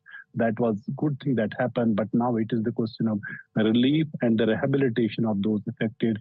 And see, the bigger thing people are hoping that this never is repeated. Neither the terror attack, what happened in Pahalgam, nor this what happened on the borders, or the bombs we heard with that reverberated Kashmir, that reverberated Spain, that actually shattered Srinagar this morning, and when bombs were actually dropping in Srinagar. So everybody was fearful. Literally everybody is so happy that it has ended.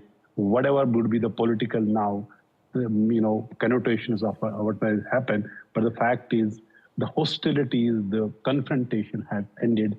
This ceasefire on the borders, and there would be no shelling or drone attacks or missile attacks between the two. Hopefully it stays, and people have a sigh of relief, and they are hoping that enough is enough. Every sort of violence should stop now, and people of Jammu and Kashmir also deserve to live in peace. We leave it there. Thank you very much for joining us. It's a welcome day. If there is peace, and that appears to be the case for now. We'll take a short break.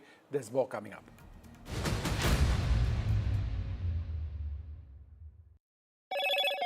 Hello, Moto. Motorola, India's leading AI smartphone brand.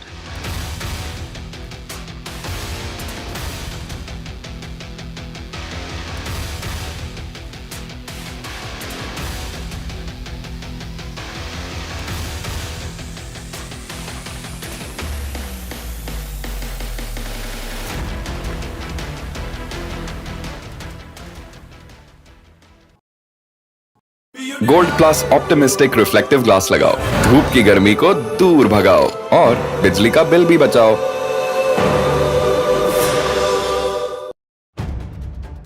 If it matters to you, if it matters to you, if it matters to you, it matters to India, it matters to India, and it matters to me, and it matters to me. India Matters with Shivaru, only on NDTV 24/7. In today's interconnected world, India's voice is more crucial than ever. When India speaks, the world listens. At NDTV World, we are that voice, bringing you intelligent and insightful news from India and beyond. From geopolitics and diplomacy to economic shifts, migrations, tech disruptions, and the stories of our diaspora. We cover the news that shapes our global future. NDTV World, your new home for global news is here. Gold plus optimistic reflective glass लगाओ, धूप की गर्मी को दूर भगाओ और बिजली का बिल भी बचाओ।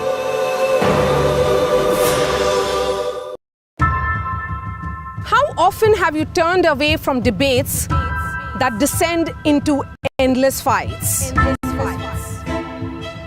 We bring you a show where every question is answered, where every debate finds its resolution, where every story finds its conclusion, where opinions collide but facts prevail, where stories unfold with insights and trust. When the noise ends, the last word begins.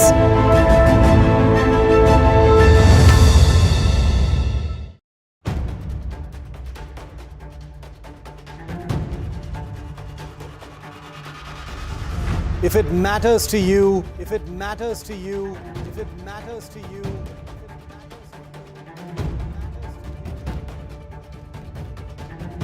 it matters to India. It matters to India. It matters to India. And it matters to me. And it matters to me.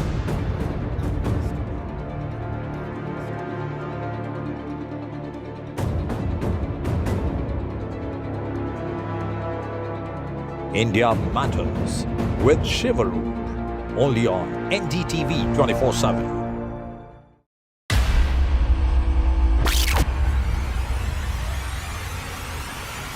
The last 1 month, if you see, the share prices of Genzol Engineering has fallen more than 58%. Why are the rating firms calling the debt payments as default? We have two credible credit rating agencies on March 4th coming and downgrading the stock to D. Statements are consistently being proven wrong, and transactions are being taken place which are different from what they were originally pictured to be. The company claimed it would roll out 6,400 electric vehicles. But what it has rolled out is a shocking scam. Funds meant for the project were funneled allegedly back to the promoters, the Junkie brothers. What did the money buy?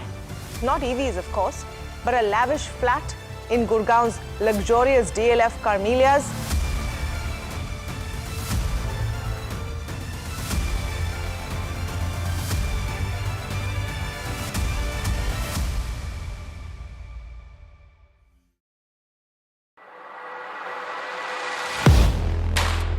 Do you really know the company you invest in?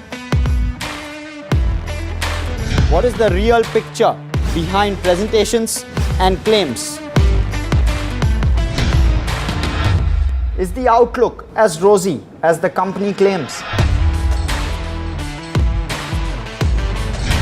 Know Your Company, powered by NDTV Profit Research, shines a light on the biggest stock market movers.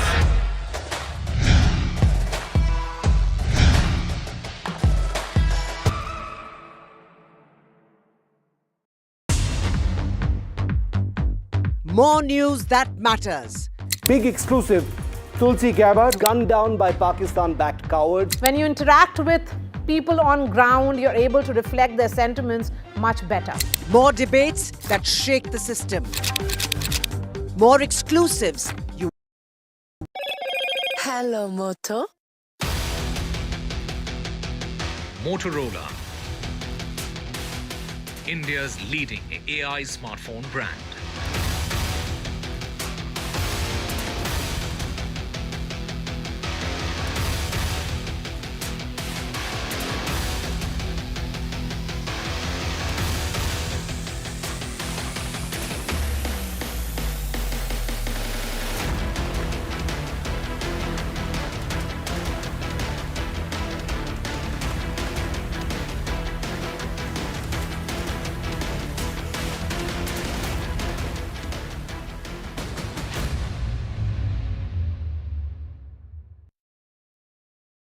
दिल की गहराइयों से खैर मकदम करता हूं।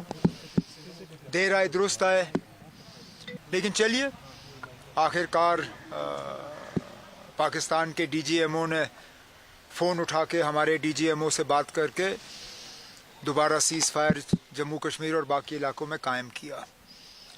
अब मौजूदा जम्मू कश्मीर की हुकूमत की अब जिम्मेदारी बनती है कि जहां जहां नुकसान हुआ है नुकसान का हम मुआयना करें।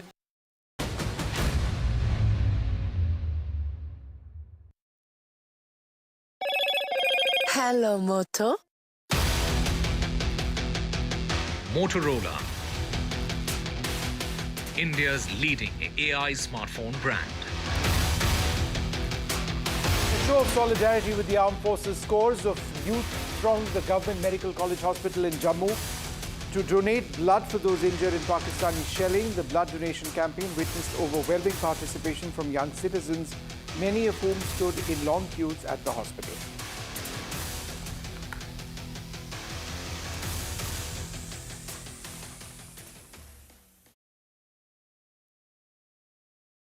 I've been reporting on all issues big and small from Andhra Pradesh, Telangana, rest of South India, bringing you all the action, all that you need to know, all that you want to know. The energy of maximum city is infectious. I'm bringing that energy in our news coverage from financial capital Mumbai. Covering from the southernmost part of India over the last 23 years, I bring in-depth and 360-degree coverage from the Dravidian heartland. The land of Mishti, also known for its bitter politics. I have seen much water flow under the Howrah Bridge, covering Bengal in all its vivid colors. India's IT capital is always bustling, a city full of startups, stories and surprises. And I keep you ahead on all the Bengaluru buzz.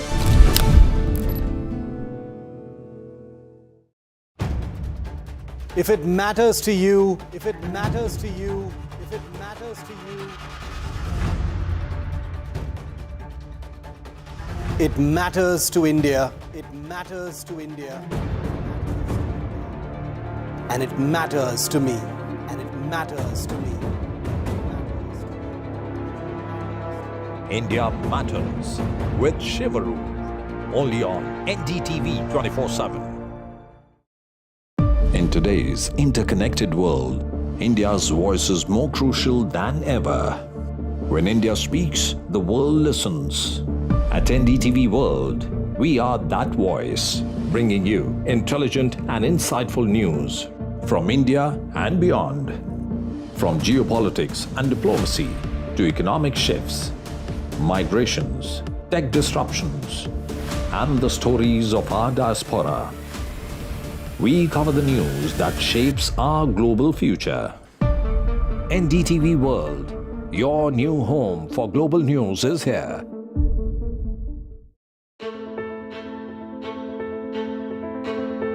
News is not just headlines, it is what impacts you. And news should never be mistaken for noise. What matters is the reality. Accurate, in-depth, and with the right perspective. For over 20 years, I have been a journalist, and never has clarity mattered more than now. At Newsnight, we go beyond the surface. We dissect the details, challenge the narratives, and bring you the unparalleled clarity you deserve in a world clouded by misinformation. We are bold, we are direct. Newsnight, for the news in your interest. Only on NDTV 24/7. How often have you turned away from debates that descend into endless fights? We bring you a show where every question is answered, where every debate finds its resolution, where every story finds its conclusion, where opinions collide but facts prevail, where stories unfold with insights and trust. When the noise ends, the last word begins.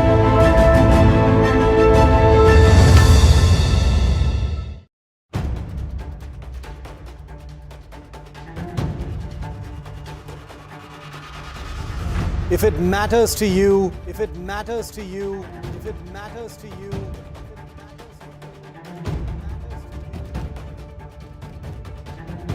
it matters to India. It matters to India. It matters to India. And it matters to me. And it matters to me.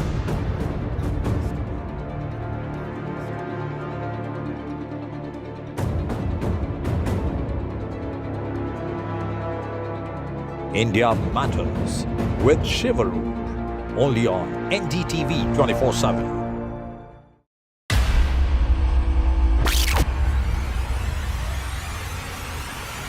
In the last 1 month, if you see, the share prices of Genzol Engineering has fallen more than 58%. Why are the rating firms calling the debt payments as default? We have two credible credit rating agencies on March 4th coming and downgrading the stock to D. Statements are consistently being proven wrong, and transactions are being taken place which are different from what they were originally pictured to be.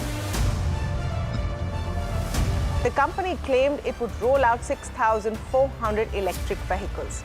But what it has rolled out is a shocking scam. Funds meant for the project were funneled allegedly back to the promoters, the Junkie brothers.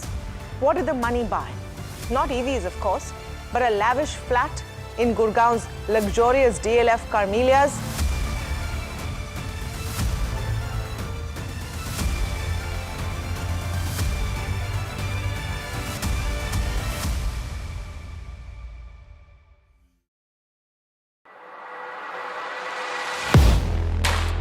Do you really know the company you invest in? What is the real picture behind presentations and claims? Is the outlook as rosy as the company claims?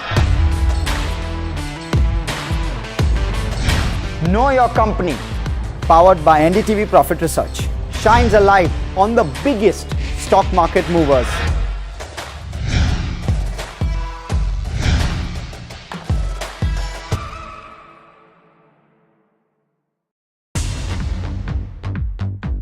More news that matters.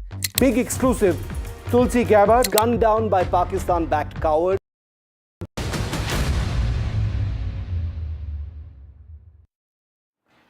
Hello everyone, this is The Last Word and I'm Maria Shakil. After 4 days of hostilities that alarmed the world, India and Pakistan have agreed to a ceasefire, stopping all military action as of 5 p.m.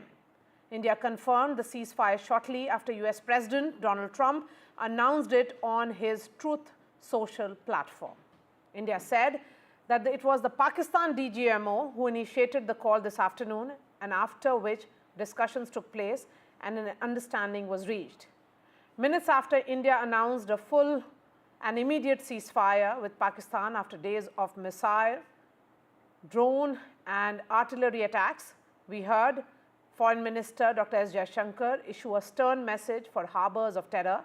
He said, and I quote him, "India has consistently maintained a firm and uncompromising stance against terrorism in all its forms and manifestations. It will continue to do so." The ceasefire comes a day after Pakistan targeted Indian air bases. India chose its targets carefully. Those are the visuals coming in of Prime Minister Modi in that meeting with Raksha Mantri, National Security Advisor, other officers of the Indian Armed Forces. External Affairs Minister Dr. S. Jaishankar is present as well. Foreign Secretary is present as well. This is the first meeting which is being chaired by the Prime Minister after the ceasefire announcement which has come in. Remember, India this morning launched a series of attacks against Pakistan air bases, and the objective was to cripple Pakistan's capability to launch aerial attacks using drones and fighter jets. And the attacks on these key Air Force bases had actually had the capacity certainly of crippling Pakistan's aerial mobility. And shortly after the breakthrough, India had warned that any act of terror will be considered an act of war. We will be staying on those visuals because Prime Minister Modi's meeting with the Defence Minister, with External Affairs Minister and others becomes very, very crucial at this juncture. What is the big message that will be carrying forward from this will become important again. Let's listen in now to the Foreign Secretary and the MOD briefing which happened earlier today. Director General of Military Operations of Pakistan called the Director General of Military Operations of India at 15:35 hours earlier this afternoon. It was agreed between them that both sides would stop all firing and military action on land and in the air and sea with effect from 1700 hours Indian Standard Time today. Instructions have been given on both sides to give effect to this understanding. The Directors General of Military Operations will talk again on the 12th of May at 1200 hours. Thank you. Several attempts were made by Pakistan on spreading a misinformation campaign, as we have seen for the last few days. There were attempts made to say that our S-400 at a northern base was destroyed, which was completely false, and that it was destroyed by a JF-17, it was a false information. Also, that the BrahMos installation was attacked and it was destroyed was false. The destruction of airfields at Srinagar, Jammu, Pathankot, Bhuj, Nalia, etc. was also a false claim. The forward ammunition dump at Chandigarh and Beas are also fit and fine, and we showed you these in the photographs in the morning briefing today. Also, there was a certain different way of miscampaign that Pakistan conducted by its press conferences, which was conducted in a manner which was completely misleading and devoid of facts. Pakistan has been spreading fabricated allegations that the Indian Armed Forces have targeted mosques. Let us make this very clear here, that India is a secular nation and the Indian Armed Forces are a reflection of our constitutional values. We hold every place of worship of all faiths in the highest regard. Our operations have been aimed exclusively at terrorist camps and facilities being used for anti-India activities. No religious sites, I repeat, no religious sites have been targeted by the Indian Armed Forces. Over the past few days, as we have seen, Pakistan all has suffered very heavy and unsustainable losses after it has given us an unprovoked attack on our installations. It has suffered losses in both land and air. There has been an extensive damage to the crucial Pakistani air bases like Skardu, Sargodha, Jacobabad, and Bholari. In addition, a loss of AD weapon system and radars made the defense of Pakistani airspace untenable. Across the line of control, extensive and precise damage to military infrastructure and command control centers and logistic installations. In addition to that, 2 military personnel had led to complete breakdown of its defensive and offensive capability and also Pakistani morale.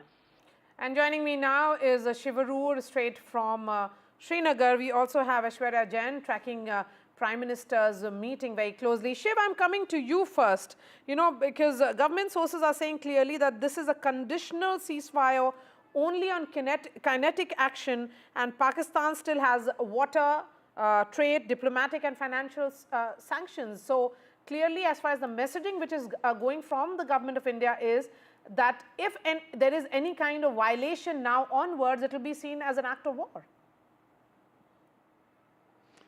Absolutely correct, Maria. I think India is signaling very unconditionally that this ceasefire has been on its terms. It's because Pakistan requested the ceasefire. The Director General of Military Operations of Pakistan, a full 9 hours after some of the highest kinetic actions that India has taken against Pakistani military bases, 11 of them in all across the country, is when the DGMO of Pakistan decided to pick up the phone, dial India and ask for that ceasefire. A cumulative effect of kinetic actions plus all of those diplomatic measures that you mentioned, as well as the Indus Water Treaty, had clearly worn Pakistan down. Now, this may not be a time, for any kind of national gloating, as it were, but never should we ever lose sight of the fact that all of this began with a terrorist attack in which 26 innocents were butchered by Pakistan-sponsored terrorists. And keeping that in view, the fact that India has, wrangled a ceasefire after Pakistan came to it,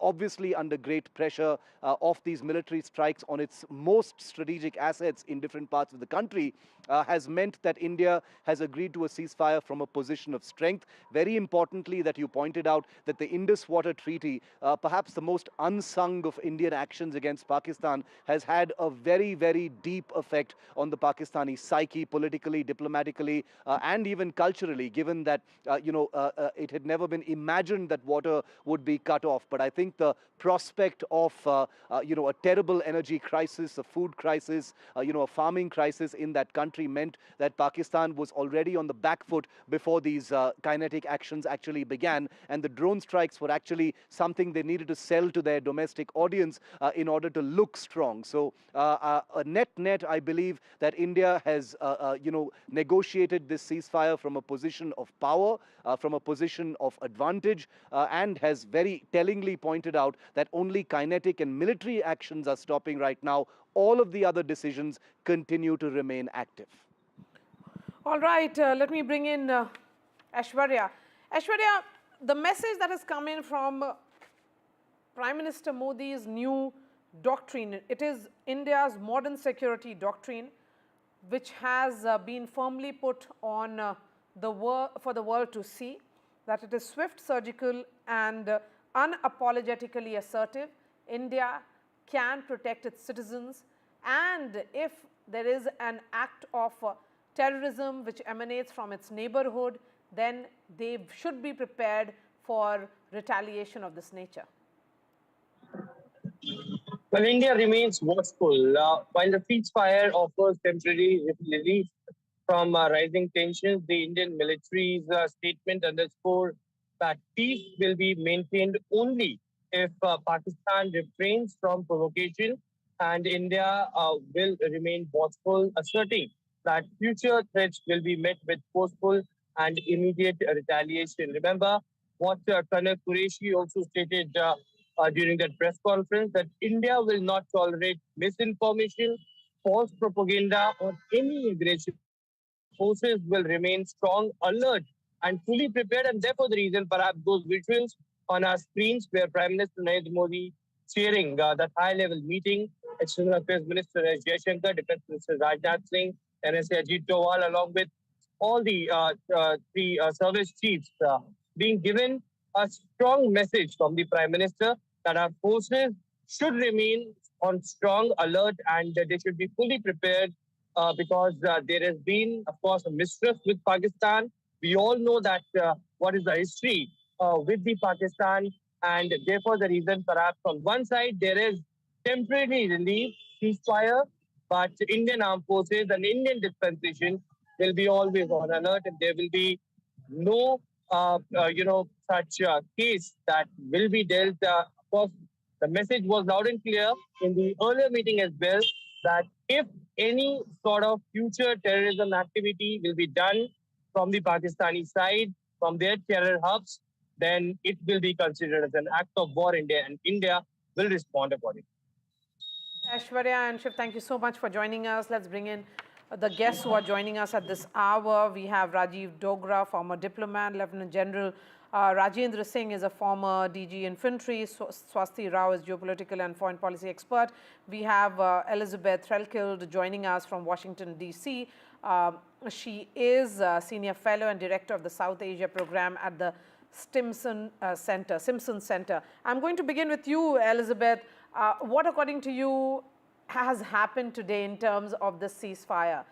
Donald Trump has taken to, Truth Social to claim credit for what was the role of U.S. administration, but India is clear that it was on the request of the Pakistanis, the DGMO of Pakistan, that a call was initiated, and then things move ahead.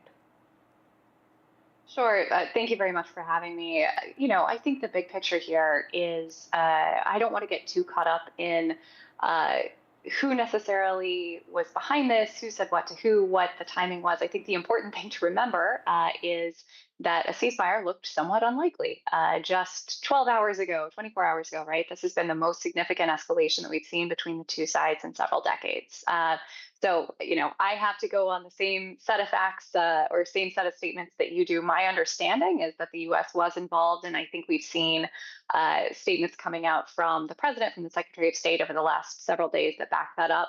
But regardless, bottom line is this is a positive development, and hopefully we can kind of catch our collective breath and really start to ask important questions about what happens next so that we don't find ourselves in a similar situation going forward. A word now on the role of U.S. We were expecting, some movement, particularly after Saudi Arabia, Saudi minister was in Islamabad, the movement which happened with regards to the foreign minister of Iran as well. But it certainly seems that U.S., which has that lever over Pakistan, used it rather effectively. So, this is, I think, something that we will continue to learn a little bit more about in the coming days. It has just been a couple hours since this was announced. But I think here it's also important to recognize that it takes two to tango. And so looking for more information on what those conversations looked like between the U.S. and India as well, I think is a key part of this puzzle, right? Because outside of this immediate crisis context, there is a hugely important U.S.-India defense partnership. We work with India closely on a broad range of issues. And so I think going forward, one question that I'll be looking to ask and analyze is what, if any, impact this crisis has on that broader set of issues, or if the two countries are able to move on and move forward, for example, with the trade deal and the other elements of the partnership, which I think would be a positive for both sides.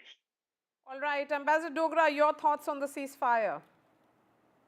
Well, firstly, it's not ceasefire. It's just holding the guns, so to speak, okay. That both sides have agreed that they will observe the stoppage of arms activities till further notice. And further notice is the next telephonic talk between the two DGMOs on 12th, 2 days from now. But more than that, I mean, one is the good intentions, whether they'll continue over the next 2 days and what thereafter. Because DGMOs have a limited role, which is technical in nature, that the two countries have agreed not to fire at each other, and let's do all we can to maintain that status. So 12th is that line where they will sort of assess whether it has been carried out in letter and spirit. But the bigger task is what happens thereafter. Would there be a sort of meetings between the two countries to work towards a ceasefire that is longer lasting? Would there be a meeting that also ensures that India's concerns over terrorism, after all, terrorism has not been wiped out of Pakistan. There are 80 to 90 terrorists who are still operating in Jammu and Kashmir as per our assessment. And the Pakistani authorities have repeatedly said that we will use terror. That is before today. So the threat exists. And what happens if there's another big terror attack on India? Do we go back to the square one? So there are many imponderables, and the biggest question mark is Pakistan's record in history. Starting from 1947-48, Pakistan has not kept up any agreement which favors India, whereas India has a record of honoring agreements, most principally Indus Waters Agreement, where it has starved Indians of water but ensured that Pakistan luxuriates in plenty of water. So I think we also have to look at the record of what happened, for example, after 47-48, what happened in 1965 when we gave up Haji Pir Pass, which is now the route for most terrorists to come in, or what happened during Simla Agreement in 1972, where Bhutto, the moment he crossed the border, he said, "I have made a fool of that woman," meaning Indira Gandhi, that he had no intention of honoring any of the agreement. And the worst of it was, the most inhumane part of it was, we sent back 93,000 prisoners of war, one of the biggest sort of captures of so many POWs in history. But Bhutto ensured that the POWs Pakistan had captured rotted in jail, so much so that when he was in prison, he wrote, and I've quoted it in my book, he wrote that my heart cries when I hear their pain and their cries in the night. So the fact is that the same man who was in power at that before then ensured that there was deception and there was not a gentleman's honoring of the agreement he had reached in Simla. And the list goes on. I can quote chapter and verse on this. So I think we have to be cautious, we have to be careful, and the threat of terrorism will not easily go away unless ISI mends its ways and ensures that all terrorists are brought to book, handed over to India, and the chapter is closed and done away with. And Ambassador Dogra, since you say that it's only about the guns being put down for the moment, and it's not really a truce or a ceasefire per se, let me bring in General Singh on this. General Singh, top government of India sources are telling us, and this came in a few hours ago, that any future act of terror will be considered an act of war against India.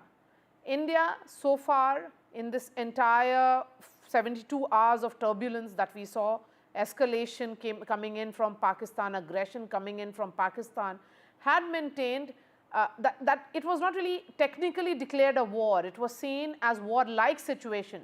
But if there is another act of terror which happens, you know, yeah, I mean, God, certainly we do not hope that it ever happens, then it will be seen as an act of war. I think that distinction that is being made here becomes important even as we talk about this operational truce which has come in. Yes, Maria, you're right.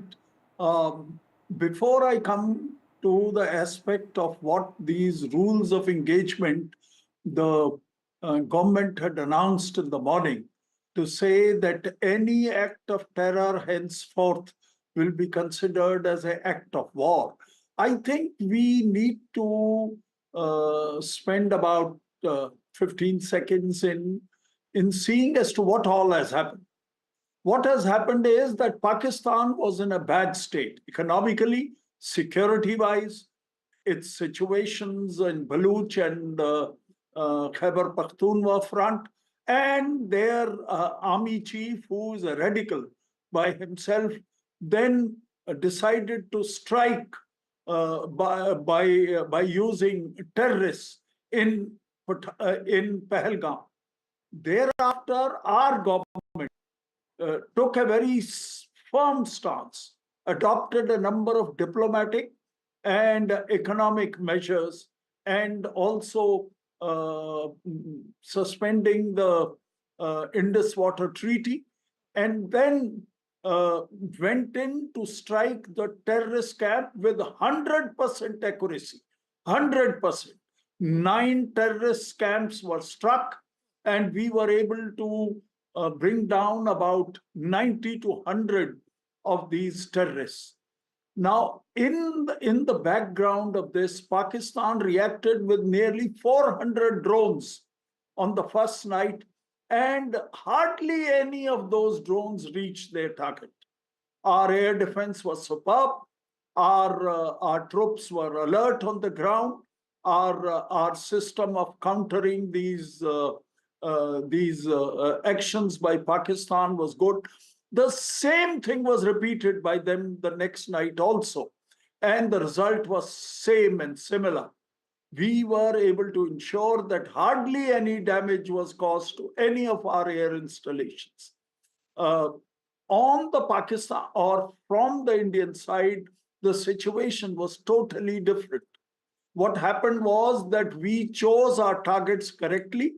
We chose our targets with the suitable or with well thought out precision, and were able to strike about 9 to 11 of these air bases, air defense establishments and radars. And we degraded them the first night, and we nearly destroyed them the second night. In such a scenario, Pakistan had no other option but to crumble. And they were in a kind of a situation that in the morning there were reports coming that the Prime Minister of Pakistan is holding a meeting of their national atomic command structure, and such kind of threats were being put, which clearly showed that Pakistan military was in a very bad shape. In this backdrop, the efforts of United States and efforts of Saudi Arabia, coupled with the pressure which Indian armed forces had exerted on them, I think really forced them to ring up the DGMO at 3:30 today and seek for a suspension of any military actions from 5 o'clock today.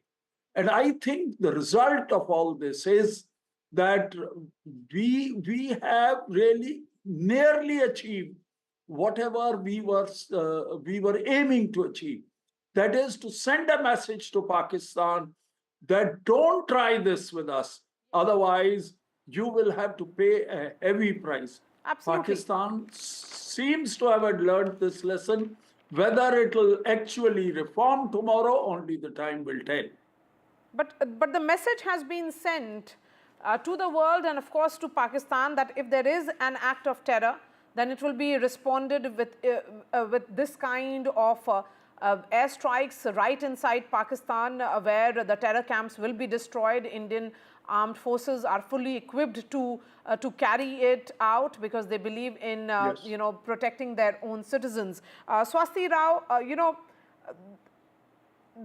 when Operation Sindoor, I mean, it all begins with Operation Sindoor, and of course, then there was that retaliation and aggression from Pakistan, another round which played out between India and Pakistan this morning. So, what is being communicated here? Do you think India has effectively managed to send that message that India can protect its citizens, and when it comes to you know, seeking accountability and justice, that has happened? Good evening, Maria. So very clearly, there's way too much conjecture in the air, and basically everybody is simply conjecturing and speculating. So we must sort of somewhere acknowledge the fact that nobody really knows either the military strategy or the factors that perhaps led to the decision that led to the two DGMOs, you know, talking to each other. I mean, I would just be a little reserved and conservative and say that, yes, I do not know the whole situation. Nobody knows. You know, we have had keyboard warriors, you know, people coming and speculating things all last, you know, 3-4 days. But frankly, we have to bear in mind that nobody really knows. We should be waiting for official sources. Now, secondly, you asked for my opinion. As far as my opinion goes, I think we have been unequivocally successful in conveying to Pakistan that this is not a country that believes in strategic restraint, especially when, you know, a country like Pakistan that harbors terrorism into India as a matter of state policy, I mean, you know, through its proxies, continues to raise the stakes. So what happened in Pahalgam is not okay and will not be tolerated. And that point has been made by Operation Sindoor, which were unprecedented. It was after 1971, the first ever time that we struck Pakistani so deep. Okay, so that is a point, and that is going to go down in history as one of the turning points in how India's policy towards war on terror, its own war on terror, has evolved. There are no doubts about that, and I'm 100% sure about it. Now, linking it to the other thing, which is that if you link it to the other picture, the larger picture, which is that a state which has a toxic mindset like Pakistan, we have to talk about their regenerative capacity to harbor terrorism inside India. Now, you may argue that whatever has happened by way of Operation Sindoor and the aftermath, and whatever led to the DGMOs exchanging a cessation of you know, military activity, and I agree, there was a point here raised that the DGMO level is a different level. It is not even the chief of staff level. Okay, so those who don't know that it is tactical, and frankly, it should we should have waited for the political leadership to actually announce anything of substance, which might happen on 12th of May or not. We will have to see. But coming back, and let me just make this broader point about Pakistan's ability. See, one strike is not going to cure Pakistan of the mental illnesses. We have to raise the stakes, of course. We have to tell them that you don't dare do something like a Pahalgam again on us. But does that mean that we are also going to deter Pakistan from all the cross-border violations, targeting our paramilitary, military armed forces? You know, Pahalgam happened in April 2025, but since 2023, we've been losing men. Okay, so we have to sort of look at the broader security strategy and how we want to, you know, do that. And to that, my simple point is, I think a much more constructive discussion that the strategic community can have now is that what are the key takeaways? Yes, we have to speed up our acquisitions. Yes, we have to. It has somewhere shown that indigenous platforms like Akash, they have worked wonderfully well. We have to, you know, speed up our ATAG, you know, productions. There are so many cases where we have excellent weapons that external countries are buying, but we are not placing enough orders. I think we have to look there. We have to double down, triple down. I don't know how to sort of quantificate on that, but we just have to get the drone acquisition in order. That is the future that has been shown. We have also seen that Pakistan seems to have some kind of an ironclad support from China and Turkey. And that is something that India should worry about, because I think what not a lot of people are talking about here is that by whatever happened in the last 4 days, to be precise, please understand that from the Chinese perspective, this was the first time that the Chinese weapons were being battle tested. So this is also a kind of a takeaway for the Chinese that they will be using for improving upon. Ms. Rao, also Turkish drones, all those drones which were sent towards India yesterday, which were neutralized by our defense system, was Turkish in nature. Yeah. I mean, of course, the drones were Turkish, and the little distinction here, Maria, is that while the Turkish, drones and technology have been battle tested in Azerbaijan and then in Ukraine, the Chinese weapons have not really been battle tested. This is the first time. So the Chinese are going to be learning their lessons very quickly. That's the first point. And the second point is, what about military satellites? Chinese have been helping the Pakistanis with a very precise mapping of the entire territory. Okay, we have to, that's what I'm saying. So the most constructive part of this discussion is that what do we need to do? We need to get our national security grid in order. We need to look at our vulnerabilities. And as far as Pakistan is a kind of a pariah state anyway. But the thing is that our key takeaway is going to take us longer in this larger battle against Pakistan. On the one hand, terrorism is only one part, but this is also Pakistan that is backed by China. And then we have a Bangladesh. So I think the larger strategic picture certainly needs to be kept in mind. And as for other things, I would rather wait for 12th of May and see what developments are made. But yes, the fact that military activity on land, air, and sea have been stopped from both sides, at least until the next talks happen, they are a welcome step. We surely, we have taught Pakistanis a lesson that they would not forget easily. All right. Thank you so much for joining us, Swasti Rao, Ambassador Dogra, Elizabeth, and Lieutenant General Rajendra Singh. We are slipping into a short break. We have two newsmakers also lined up for you. A quick break and then we return.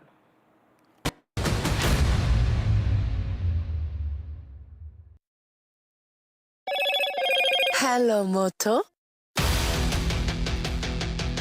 Motorola, India's leading AI smartphone brand.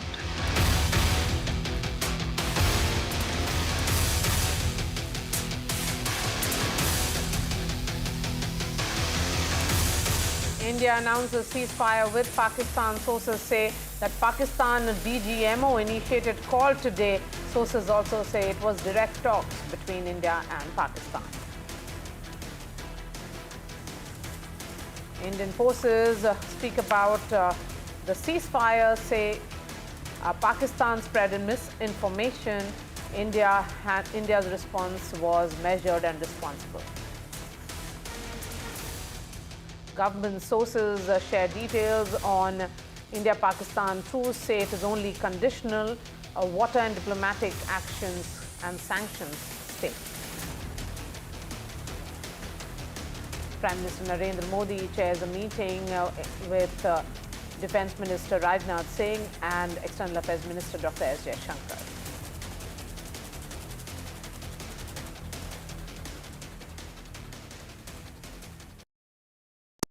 That's huge. That is a biggie. It's out of it. Gold Plus Clear Glass. Far ho ya near, sab kuch dikhe clear. If it matters to you, if it matters to you, if it matters to you, it matters to India. It matters to India. And it matters to me. And it matters to me. India Matters with Shivaru. Only on NDTV 24/7. In today's interconnected world, India's voice is more crucial than ever. When India speaks, the world listens. At NDTV World, we are that voice, bringing you intelligent and insightful news from India and beyond. From geopolitics and diplomacy to economic shifts, migrations, tech disruptions, and the stories of our diaspora. We cover the news that shapes our global future. NDTV World, your new home for global news, is here.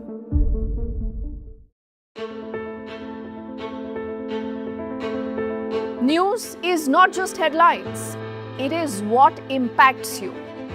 And news should never be mistaken for noise. What matters is the reality. Accurate, in-depth, and with the right perspective.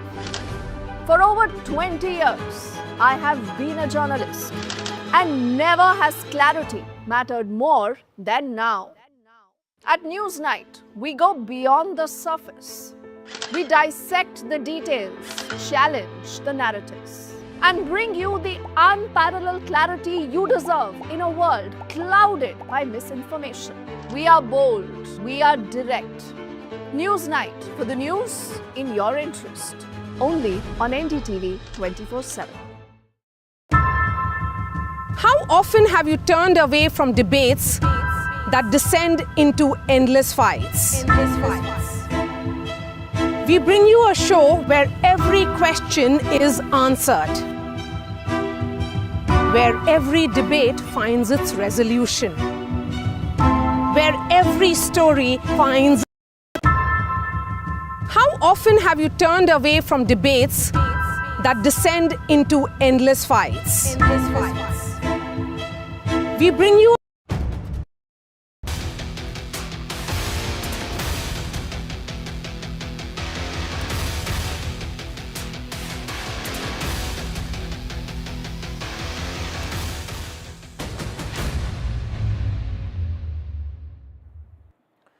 It's only operational in nature, which essentially means that the guns have been put down between the two nations.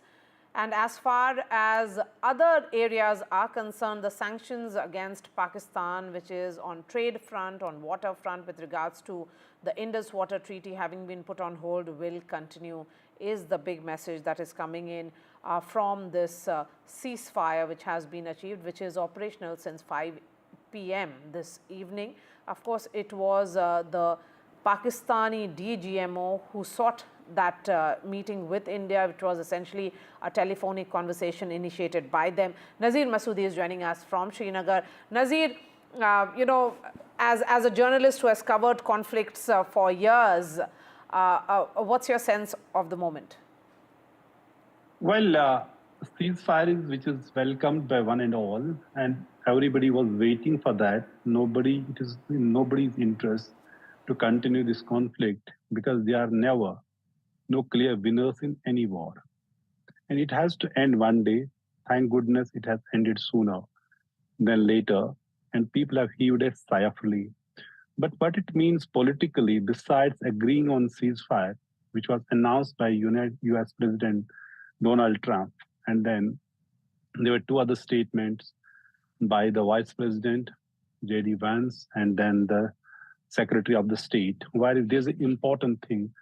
Besides ceasefire, they have agreed to start talks on a broad set of issues at a neutral place. There would be different interpretation in Pakistan and India, that's obvious. But the fact is, when we talk about broad set of issues with regard to India and Pakistan, there are no prizes to guess what they are. So clearly, politics has started on this and will start. But till the time it was war against Pakistan or the war-like situation, fighting terror, entire country was united, backing the government. But we have already started seeing political opposition parties raising a red flag and questioning the government. That will start now, but that is like part of any democracy which is happening. But the important thing is that number one, that terrorists who are behind the killing of 26 people in Pahalgam, they are still at large. They have not been neutralized or tracked down so far. Number two, has India achieved the objectives it wanted to achieve after carrying out strikes inside Pakistan, or what followed later? There would be lots of discussions, talks, debates on this, what has been achieved, or the objectives which have been achieved, or were there any end game that was factored in before initiating this confrontation or attacking Pakistan. All these things would be factored in. People will talk about it. But for now, the big relief for the people that this war-like situation has ended, like effectively a war. Bombs will not fall in Srinagar, and people we can live, sleep this night without fear of, being attacked from Pakistan. All right. So that's the good part of it, that citizens who have been facing the brunt, the civilians who have been facing the brunt can go home and have a peaceful sleep. Nazir, you can do the same. You have been reporting relentlessly for the last 2 weeks. Thank you so much for joining us. And joining us on the special broadcast is Dr. Harshvardhan Shringla, former Foreign Secretary and former Indian ambassador to United States. Ambassador Shringla, really appreciate your time. I'm speaking to you at a time when just a few hours ago there has been a ceasefire between India and Pakistan. Of course, that announcement came in from the US, and then India went ahead and shared the details as well. There were several countries which were supposed to be playing the role of interlocutors, believed to be, because of the Saudis arriving in India unannounced and then traveling to Islamabad. There was also this sense that Iranians could play the role as well. No, absolutely. I think this is quite a sudden development. From what I understand, the Pakistan DGMO reached out to our DGMO and offered, a ceasefire. What we have is a stoppage of fire until the 12th of May and until the DGMOs meet. And so it seems to be a sort of a temporary situation for the time being. But clearly, the Pakistanis have been prompted by the Americans, from what I can see, to take this step. Obviously, we have also been in touch. So it seems to be essentially, a combination of many factors. Yes. Would you also say, Ambassador, that India managed to communicate to the world rather effectively and emphatically that it can carry out an operation of this nature, which was called Operation Sindoor, and India managed to say that that when it comes to the second round, we saw the Pakistani military air bases being struck as well. So the message was loud and clear that how far can India go? India can go deep inside the mainland of Pakistan. No, absolutely. I think Op Sindoor was a huge success from the point of view of a pinpointed strike against terrorists and terrorist infrastructure, both in Pakistan and Pakistan-occupied Kashmir. It not only, in many senses, was, avenged the memory of those of our citizens who were killed, in a cold-blooded manner in Pahalgam, but also served as a very stern warning and deterrence to Pakistan against using terrorism as an instrument of policy. So it was, I would say, a very successful exercise. After that, Pakistan escalated the situation by using kinetic actions to target military and civilian establishments across the border from the north to the west, and continue to do that on 2 subsequent nights. I think we obviously met any such Pakistani action with very, very firm resolve and counter actions. And I think the result of all of that is that Pakistan fully realized that as their air defense and other systems get degraded, as their ability to maintain the supplies that would be needed for a conflict of this nature would dry up, they did, I think, feel the need to work out a sort of a cessation of conflict. And so you see this in the form of this stoppage of fire on both sides. So you're calling it very carefully a stoppage of fire on both the sides here, Ambassador. And would you also not say that, Operation Sindoor was more than just a military response? It was a strategic resolve, a defining moment for what was India's modern security doctrine. Prime Minister Modi's political will and his leadership has to be spoken about in terms of what he did in trying to send that message that India has managed to send a message that it is about a swift, surgical and unapologetically assertive security doctrine now. Absolutely. It means that there is a policy of Prime Minister Modi that every time you hit us, we'll hit you harder. So it happened in 2016, it happened in 2019, and it has happened this year. And God forbid, that any future actions are there. I think the gloves would be off. But what is important is to keep that pressure on Pakistan, keep it through the various diplomatic and economic means at our disposal, including the Indus Water Treaty provisions and many other means that we have. At the same time, I think we have to be very vigilant that Pakistan does not resort to cross-border terrorism again, and we have to have all the various measures in place, preemptive measures to ensure that they are kept in check in that regard.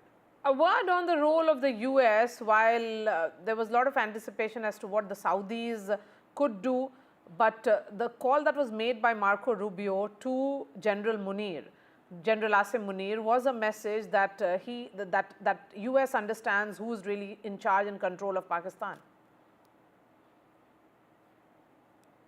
Well, it's difficult to say because all the facts are not at our disposal, but everybody has done their bit to contribute in some ways to a better, understanding of our position and to bring Pakistan around to understanding that there is no option for them but to climb down, from their position of escalating the conflict. But I think the final, of course, role was that of the United States, which is the preeminent power in the world even today. And they can bring the sort of pressures that are necessary to bear on a very recalcitrant I would say a state which is sometimes even outside the bounds of normal nationhood, to bring them in line.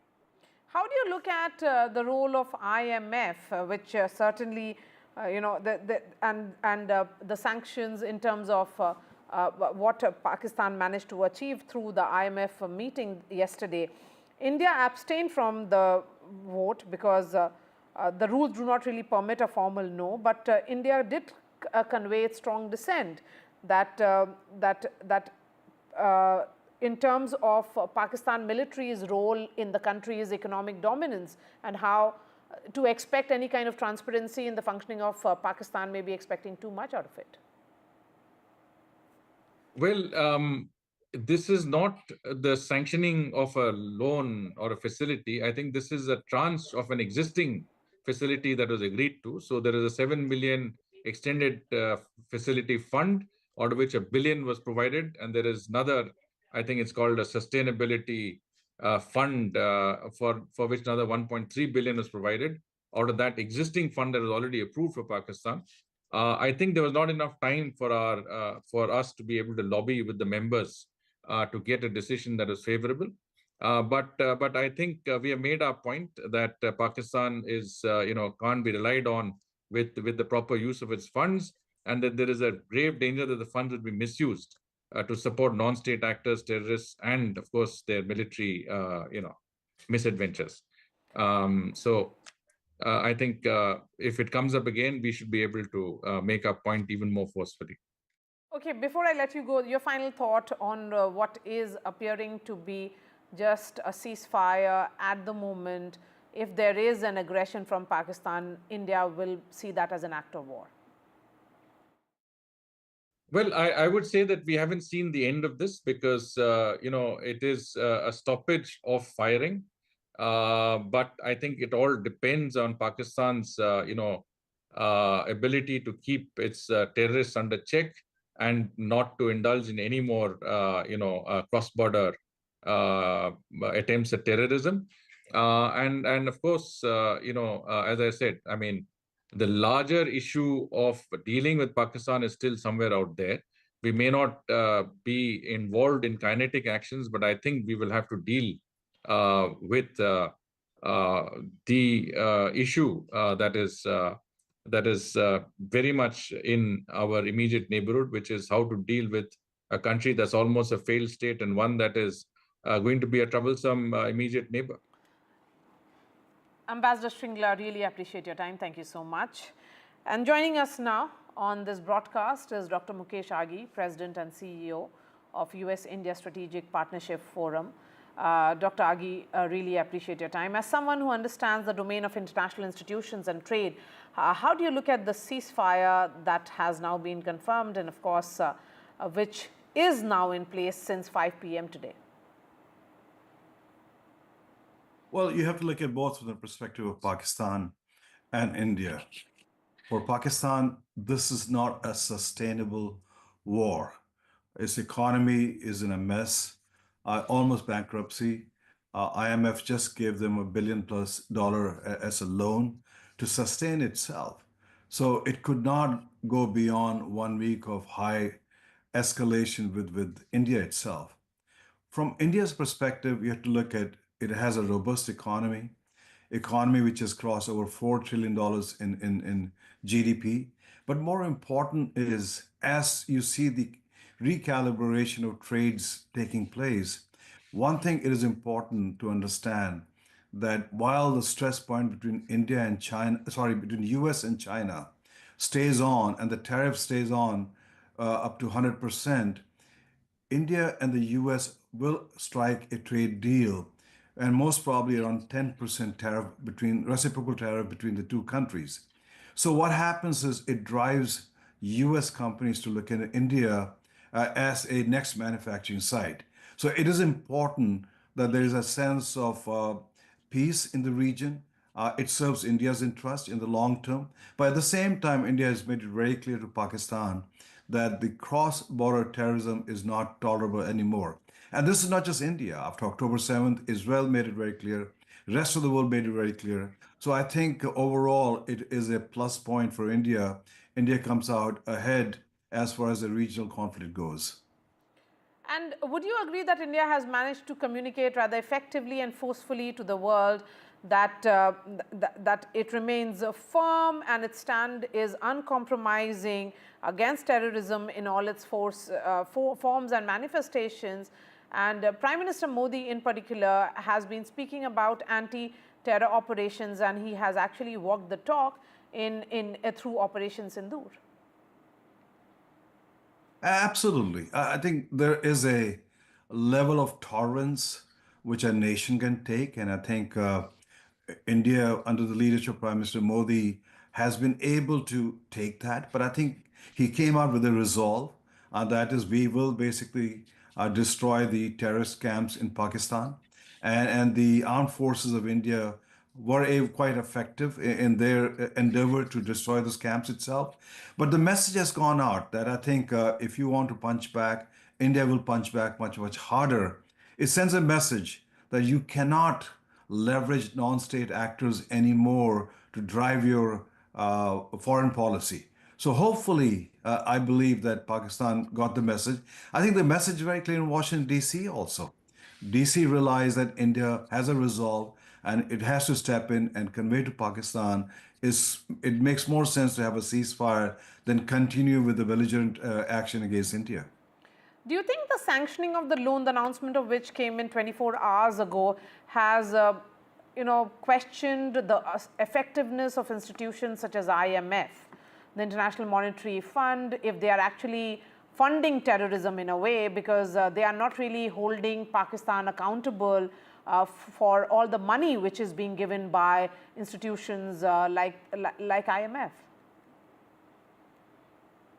No, absolutely. You have to understand that this is a tranche of $7 billion loan which was sanctioned for Pakistan to have certain conditions on its deficit and on its exports and on its economic agenda itself. And I would not spend too much time or energy on $1 billion going to Pakistan, because as very, very small sum, it has not much of an impact. Yes, the messaging is very important. And I think India should basically endeavor to get back Pakistan on the gray list here. That will have a much, much stronger impact. And I think India did a very effective and efficient job communicating to the global community as to why it has taken the stance of fighting back terror. And I think that energy should be put into trying to put back Pakistan back on the gray list. Would you say then that when India carried out Operation Sindoor 4 days ago, and it did tell the world that it's a victim of terror, Pakistan continues to be the aggressor here, and then it can actually fight back and protect its citizens? I have to give credit to the Ministry of External Affairs. They basically went down with a very clear messaging to the global community, starting with the big fives down to the European Union and rest of the world. And the message was very clear. We are the victim, and we have been basically targeted on a religious basis. As Hindus, men were killed in front of their spouses and families itself. And this has to stop. And the world community came out supporting India's position. And more important, you have to understand is that when India retaliated, there was no objections from any of the countries. Yes, there were statements made that, hey, we need to get into some kind of a conversation. But at the same time, the world understood and empathized with India that it cannot continue to take in all these blows coming from cross-border terrorism to its citizens. So I think the Ministry of External Affairs and its team were very efficient, very effective in their messaging, and the message was conveyed. In fact, if you look at from President Trump down to France's president, down to any other country, they came out supporting India's position to fight terror. And I think you have to understand very clearly, the cross-border terrorism does not work anymore. We saw that after October 7th, how the Israelis went after the Hezbollahs, the Houthis, and Hamas itself. And I think India has to take the same position. So I would say the effectiveness of messaging by the Ministry of External Affairs to the rest of the world was very, very successful.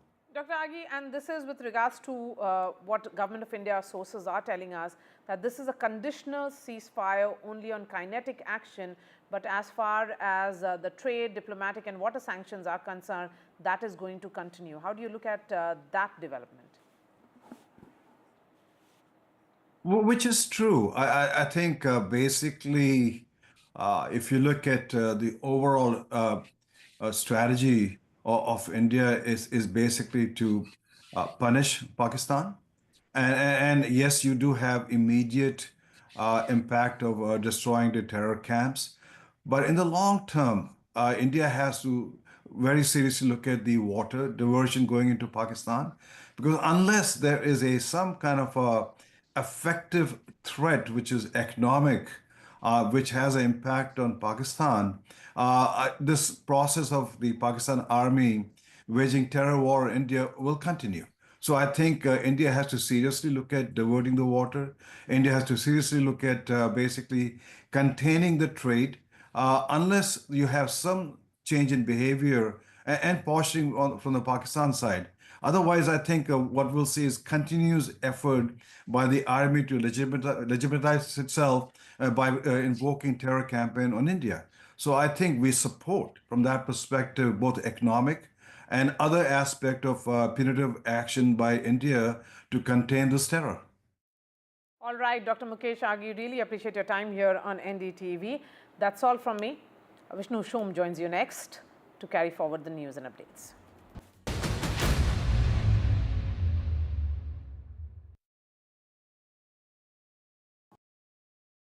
तू ही तो है जिसकी सच्चाई वाली clarity की वजह से मैं आज यहाँ हूँ। गोल्ड प्लस सिल्वॉक्सी मिरर्स, ऐसी क्लैरिटी कि आपको सिर्फ सच नजर आए, चाहे कितने भी साल बीत जाएं।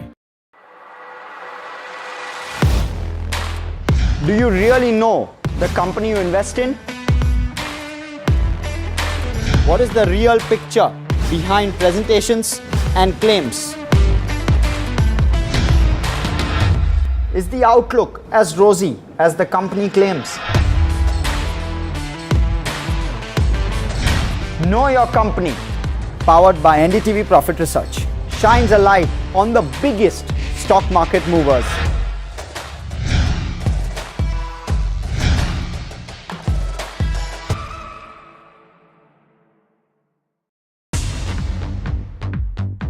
More news that matters. Big exclusive. Tulsi Gabbard gunned down by Pakistan-backed cowards. When you interact with people on ground, you're able to reflect their sentiments much better. More debates that shake the system. More exclusives you won't find anywhere else.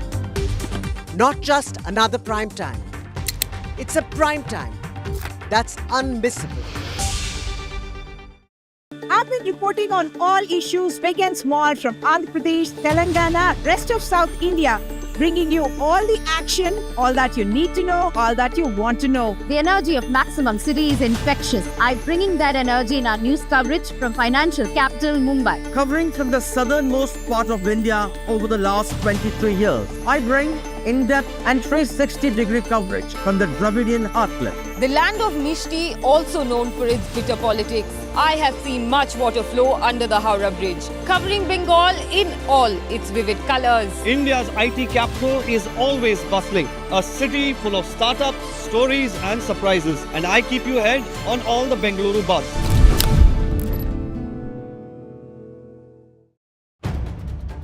If it matters to you, if it matters to you, if it matters to you, it matters to India. It matters to India.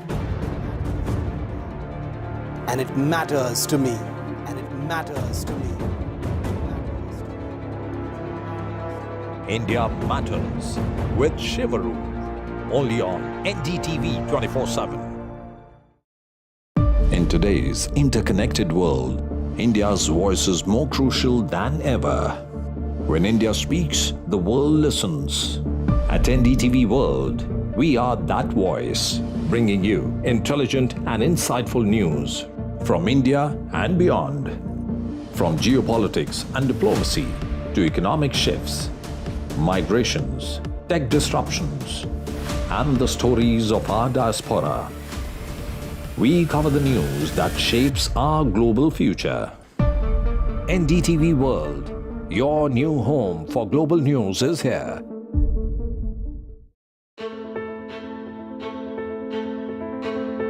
News is not just headlines, it is what impacts you. And news should never be mistaken for noise. What matters is the reality. Accurate, in-depth, and with the right perspective. For over 20 years, I have been a journalist, and never has clarity mattered more than now.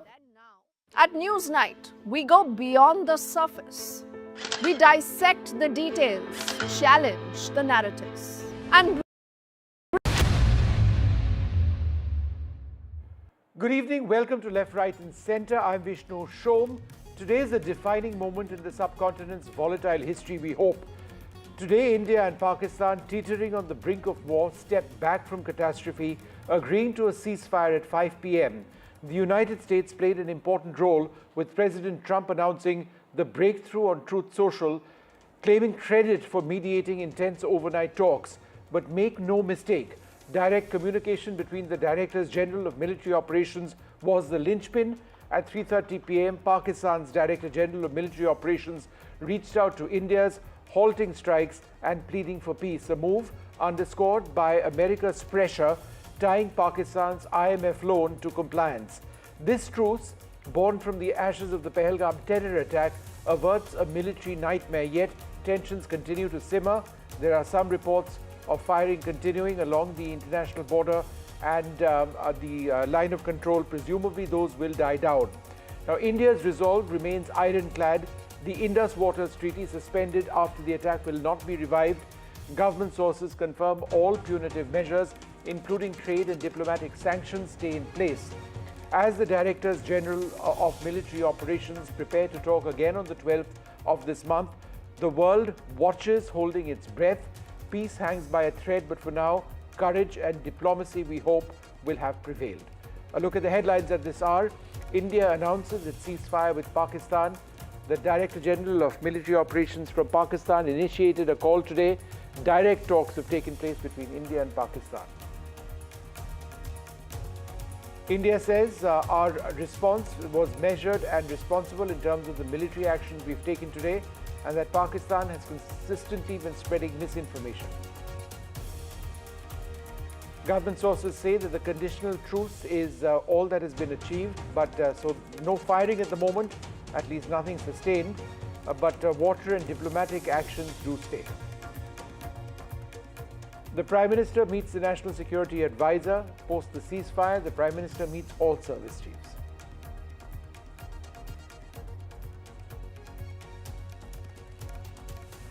Well, joining us now, Vice Marshal Anil Khosla. Thank you very much, sir, for being with us.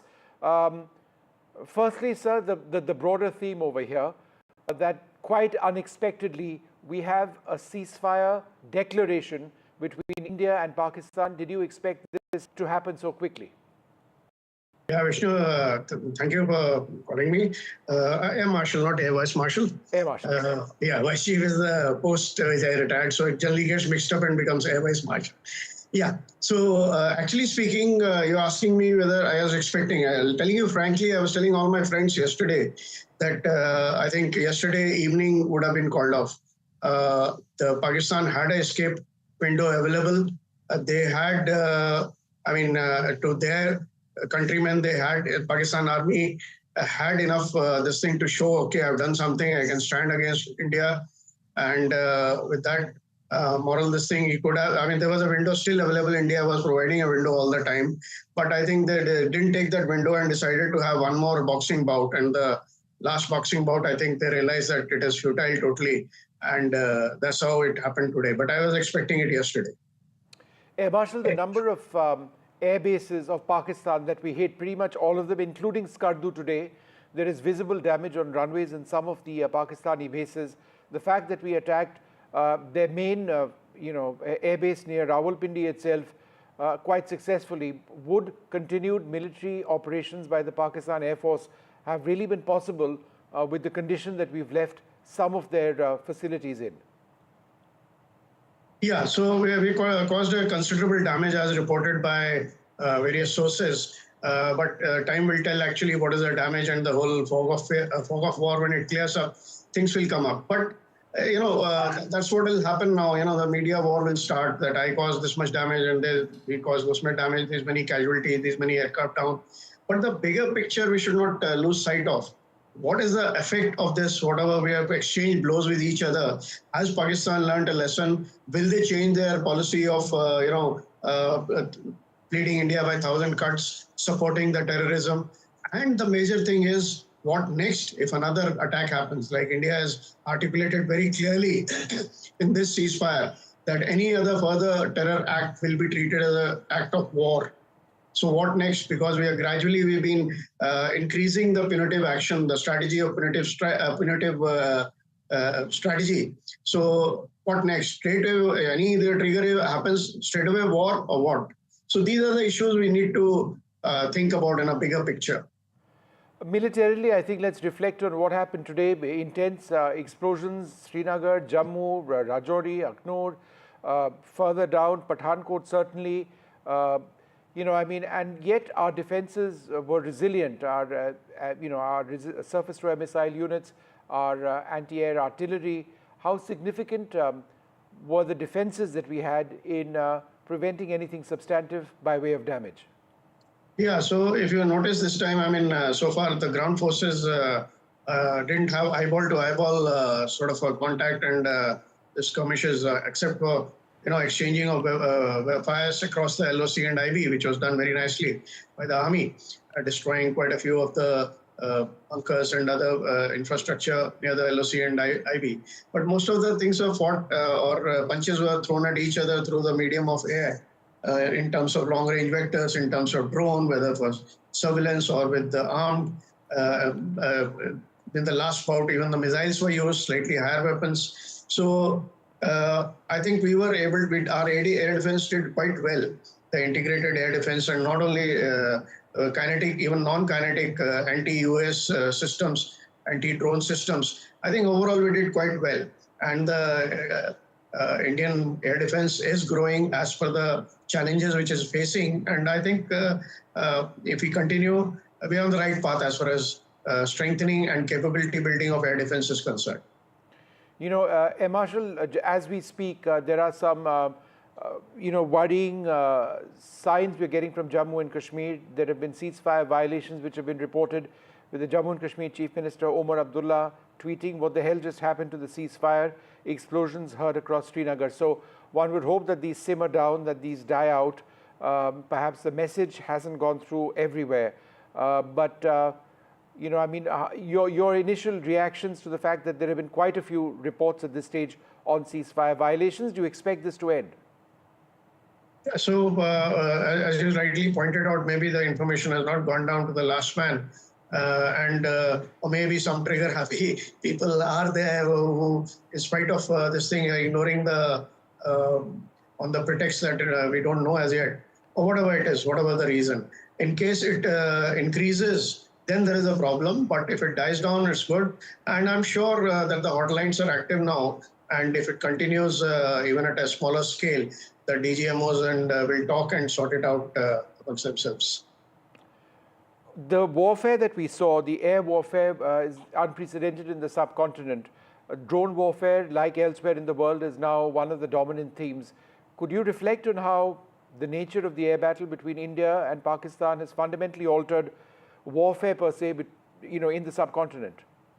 Yeah, so main difference is that, the initial attacks are by the long-range vectors and drones and rockets and either precision or otherwise, and long range also of different ranges. And idea is to overwhelm the enemy's air defense. And similarly, on the other side, the air defense side, it is becoming multiple umbrellas, integrated air defense is the word which is being coined by the strategists, which means is that you have sensors of various ranges and integrated with the weapons of various ranges, and these are all networked together, and you have some sort of artificial intelligence to give you some decision support metrics. So that is where air defense is heading, and not only subconventional, conventional, as well as hypersonic threats, as well as space threats. So air defense umbrella is really, expanding in a big way.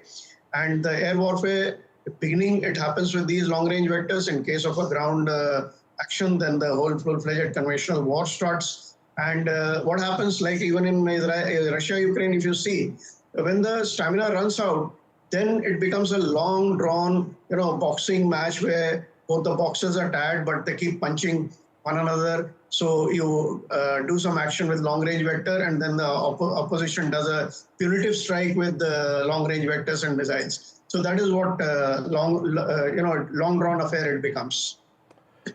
All right, again, these reports of ceasefire violations coming in, explosions heard in Srinagar as well. Again, we just hope that, this dies down and that there are no forces in play in Pakistan who are, without coordination with their military leadership carrying all of this out. So that's something that's a bit of a concern. Do you believe, sir, at the end of it all, despite the way in which the Air Force acquitted itself in hitting terrorist targets, including the initial attacks a few days back, there are learning lessons as well? Yeah, there are many lessons will come out, and I think all the forces will be dissecting the whole events which took place in the last 3 or 4 days, and detailed inventory of lessons will be, and they will be activated. But the issue which you brought out of these reports which are coming in, I only hope that it is not sponsored by the crazy, Pakistan army, which even after declaration of ceasefire by whatever means, and they're not doing it intentionally. I only hope that. Well, there's a blackout in Firozpur, Hoshiarpur and Pathankot. Some reports of several explosions in Srinagar at this stage as well. We'll try and get NDTV's Shiv Arur up in a little while from now, but just sticking by the terms of the agreement itself. What do you make from the fact, sir, that the Indus Water Treaty remains in suspension? There has been no effort to resume the diplomatic relationship. Do you believe that India continues to hold fairly significant leverage over Pakistan?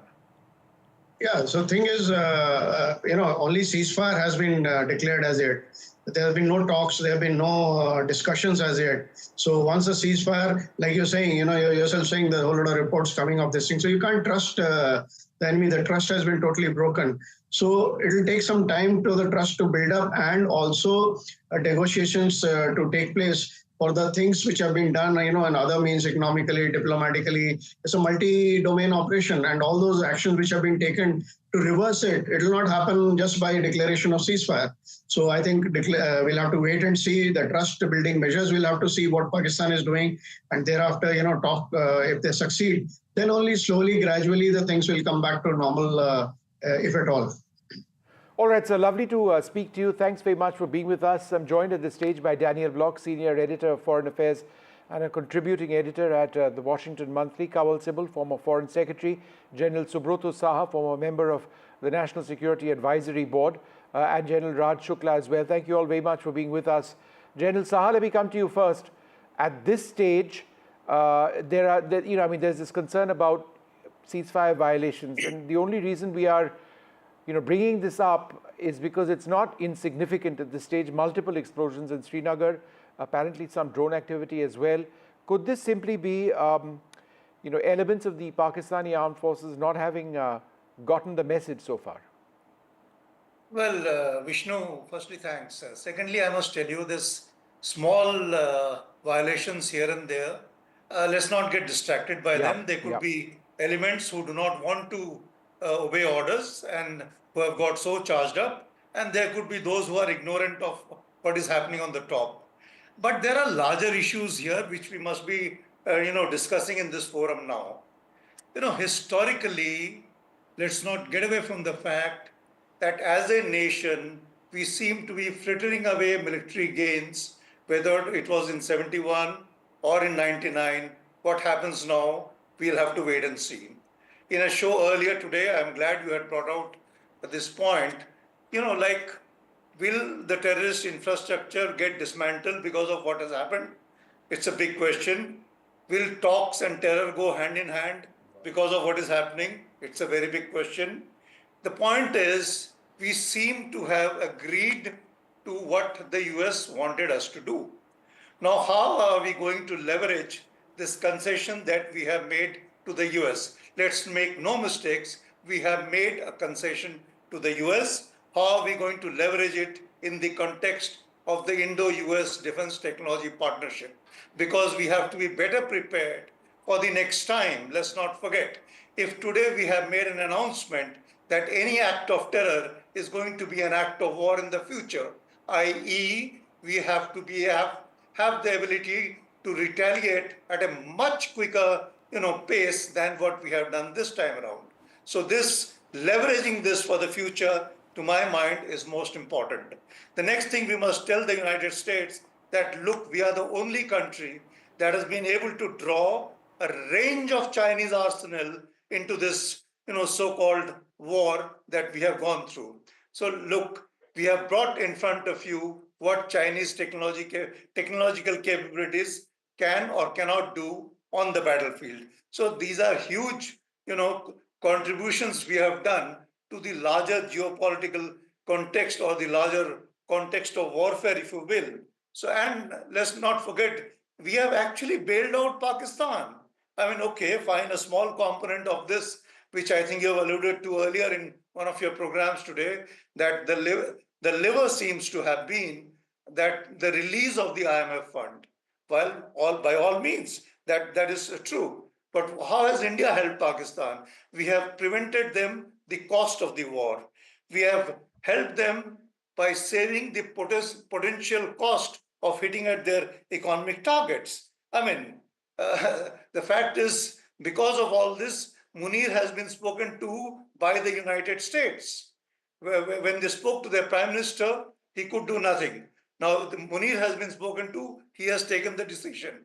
We have elevated Munir's status within Pakistan and made him, larger than life. That radicalized, deranged chap has been given larger than life status because of India. So now the point is, we have helped Pakistan, we have, helped the US, given them this status of being able to mediate. How are we going to leverage it? I think these are issues that we need to consider and see how we want to now exploit them, now that the situation on the border, sooner or later it will calm down. Having said that, past experience of ceasefire, when Pakistan has announced it himself, Musharraf had announced a unilateral ceasefire. For all of us who have served on the line of control, you have met me several times on the line of control. Yes. You know how fragile that ceasefire that Pakistan announces. On the line of control, the ceasefire that they agree or they announce has virtually, literally no meaning. So let's take it for whatever it is worth. Let's try and stabilize the situation for whatever it is worth. What impact it will have on the terrorist infrastructure, I have my serious doubts. But then, as I said, let's leverage the situation for what it can do to help us to deal with acts of terror in the future. Thank you. Jalsa, thanks very much. I'm joined by Shiv Arur in Srinagar. Shiv, these very disconcerting Reports coming in of explosions in Srinagar now, ceasefire violations. In fact, we've got these images. It's happening now. Those are tracer bullets up in the skies. You know, I mean, it's been a day when we've seen intense fighting, and then there has been so much hope, and yet explosions once again. Shiv, what's happening? Vishnu, for the last 20 minutes, there have been engagements in the airspace not very far from where we're reporting here in Srinagar. Omar Abdullah, the Chief Minister, has just put out a very, very surprised tweet. You can hear it right now on my cameras. You can hear the gunfire. This is all ground fire. You can hear it, Vishnu. I'm going to pause periodically so our viewers can hear it for themselves. Yes, please. Big one there. Second big one. Chief Minister. We can more. hear it. Okay. Just pause for a second. Let the us Chief listen to this. Minister, yeah.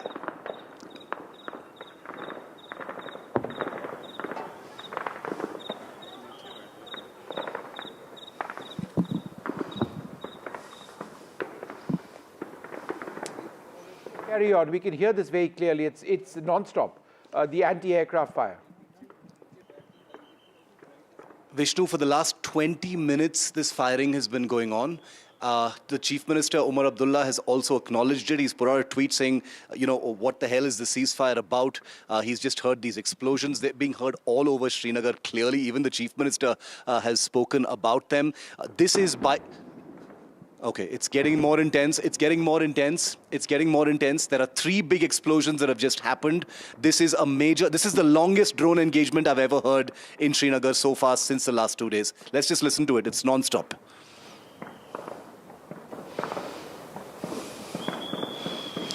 Tracer fire, more tracer fire.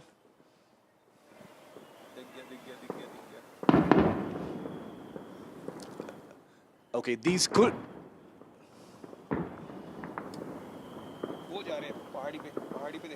All right, we can hear the sounds right now. We'll have to be a bit careful with deferred visuals. Non-stop tracer fire. Right. So carry on with what you're saying. We will. The images on our screen are deferred. We need to stick to deferred visuals. But we do take your point. You're in the middle of a scene right now, a situation. But carry on with the point that you're mentioning. Yeah. Yes, we're going to be very careful about what we're describing right now, Vishnu. This is a live anti-drone engagement that is taking place. It's a very high-energy engagement, which seems to suggest that there are multiple drones. This is, remember, incredibly over 3 hours since that ceasefire was announced and came into effect. And you're seeing by far the biggest drone actions over the city of Srinagar. What this means for the ceasefire and beyond, I'm not even able to speculate right now because this is Srinagar literally under attack by drones. That's something that we can safely say right now.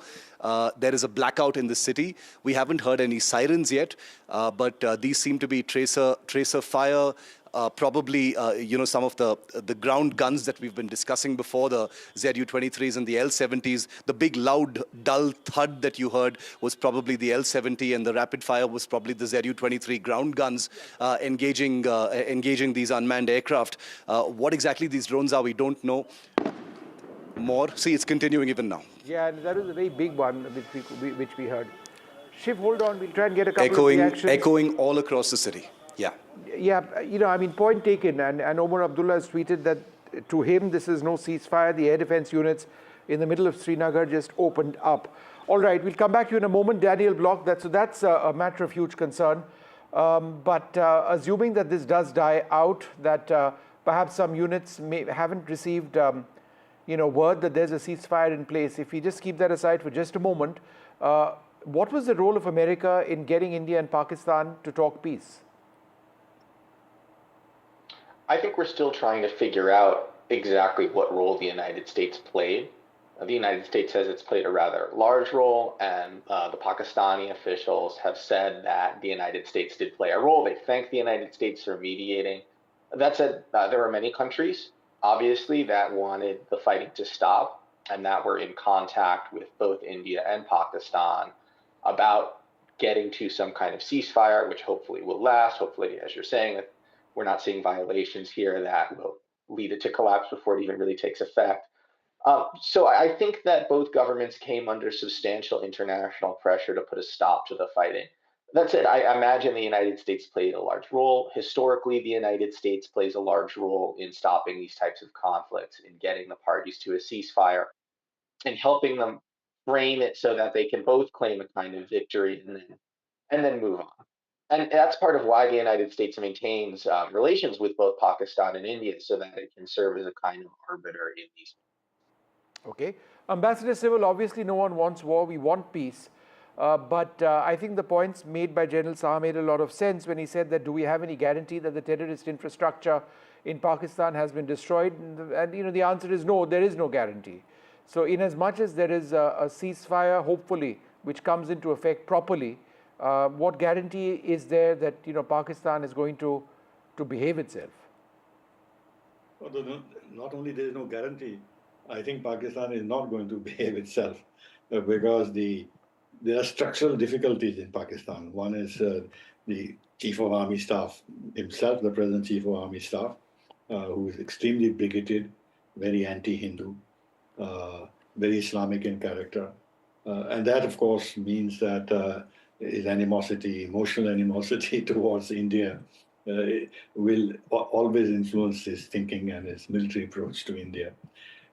Beyond that, terror cannot be wiped out so easily because it's a product not only of Pakistani army nurturing these groups, but the society at large also supporting them. So entire cleanup of the society is needed, and that's not going to happen. You need a change of mindset in Pakistan, the society especially. And that's also not going to happen overnight or in the foreseeable future. The point is that if the idea of Pakistan is based on opposing the idea of secular India, then we have a problem. And this is not going to get resolved so easily. Now, what is important is that we have actually now created a new paradigm in terms of dealing with Pakistani abetted, supported, sponsored terrorism. We have now really gone ahead and, to my mind, remarkably hit the basis of these terror groups in Pakistan in 9 different locations. This is a very bold step we took, knowing that Pakistan is bound to react, as Pakistan was obliged to. And that also meant that progressively the situation was getting escalated. But right at the start, we have said we have no desire to escalate. We want to eliminate terror. We are not targeting the Pakistani military, so giving a chance to the Pakistani military establishment hold back. But I don't think we thought seriously that this would be the case, because this was a great blow to the prestige of the Pakistan army, that India could, from their point of view, attack Pakistani territory, and so they were bound to react. And they were getting the worst end of the stick, and therefore they naturally appeal to the United States and others to step in and see if they can broker some kind of a ceasefire. And the United States is happy to do so, as they have done in the past at the time of Clinton and everything else. They want to keep Pakistan afloat. They still have use for Pakistan in the region. And one of the use of Pakistan is to maintain some kind of a strategic stability in the region. And I think Britain is very much part of this, because Pakistan is essentially a creation of the Anglo-American bloc. And its survival has a lot to do with the support they've been getting from this bloc over the years. And then the center has a certain view of Pakistan's role, which they are not going to give up that easily. So I'm afraid that we won the first round, but whether we can keep winning these rounds will depend a great deal on what happens to Pakistan internally. But my own feeling is that if Pakistan was really to change its entire thinking towards India, then Pakistan will begin to crack from within. And if the Pakistan military gets defeated, then the only glue that keeps the country united will begin to get unglued, and Pakistan could begin to break up. We've seen what's happening in Balochistan and in Khyber Pakhtunkhwa and even in Sindh. So there are deep internal fissures in Pakistan, which the Pakistani military, the Punjabi Pakistan military, is preventing from happening. So let's see what happens. I'm not very, very hopeful.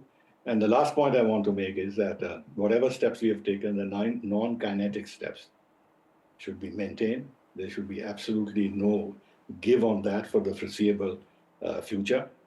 And then we will see in course of time how things develop, how Pakistan reforms itself internally. I don't have much hope that they will do so, but nevertheless, we have to live with this neighbor and protect ourselves. And the last point before I end is that we have to develop our military capabilities even more. To the extent that the disparity in the strength between the two countries is so big and so large that Pakistan will think twice before they sponsor terror groups. I don't think there's an knowing option. that they'll be hit very hard. No, I agree with you. I don't think there's an option to that. General Shukla, just in terms of the fighting which we've seen over the last 3 days, it's redefined, warfare in the subcontinent. Never since 1971, think about it, has India hit Pakistan so hard, and never has Pakistan since 1971, other than in terror attacks, come in and use conventional forces to try and hit us. Could you reflect on the military action which we've seen in the last couple of days?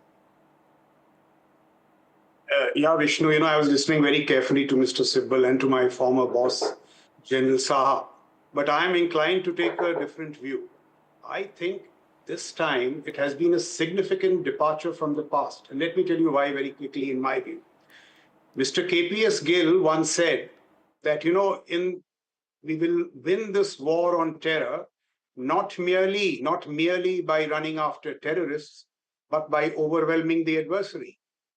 I think Sindoor has converted much of that wisdom into strategic reality, exposed not only major deficits, chinks in the Pakistani armor, but to my great delight, also of its collaborator, China. What happened to HQ-9?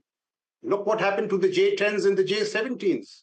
So I think it is a significant, there have been significant military payoffs, and India has rediscovered the utility of force. Let me make 3-4 more points. You see, I thought that the escalatory ladder was leveraged very astutely, almost brilliantly. You see, what we did this time, while confining our attacks on the terror ecosystem, we expanded the swath very boldly from Muzaffarabad to Punjab. Punjab has never been hit. Rawalpindi, Raiwind, Bahawalpur. I was GOC 10 Corps. My opposite number was GOC 30, which is Bahawalpur. After Operation Swift Resort, General Rawat was in my headquarters, and this Markaz was a veritable training academy for terrorists. It had firing ranges, mine ranges, obstacle courses. We've hit that.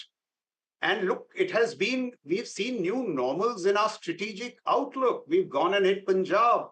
We have done, after Parakram and 2611, the military instrument, Indian military instrument, appeared relatively blunt. This time it has been a great instrument of precision strike. What are the objectives? It is a very strong signaling to Pakistan that, listen, this nuclear schoolboy, nuclear bluff, and under its cover, this terror rampage will not work. Should you wish to persist with terror, you will have to face India's conventional might. So we've called the bluff of nuclear use. We have re-established deterrence. It may not be permanent, but I think there are major payoffs. We should not undermine the payoffs. Of course, the other lessons are there. Given the size of our economies, we should have combat overmatch with Pakistan. And much of it can come in far greater technological investments. This is only the beginning of the bump. We will have far greater challenges with China.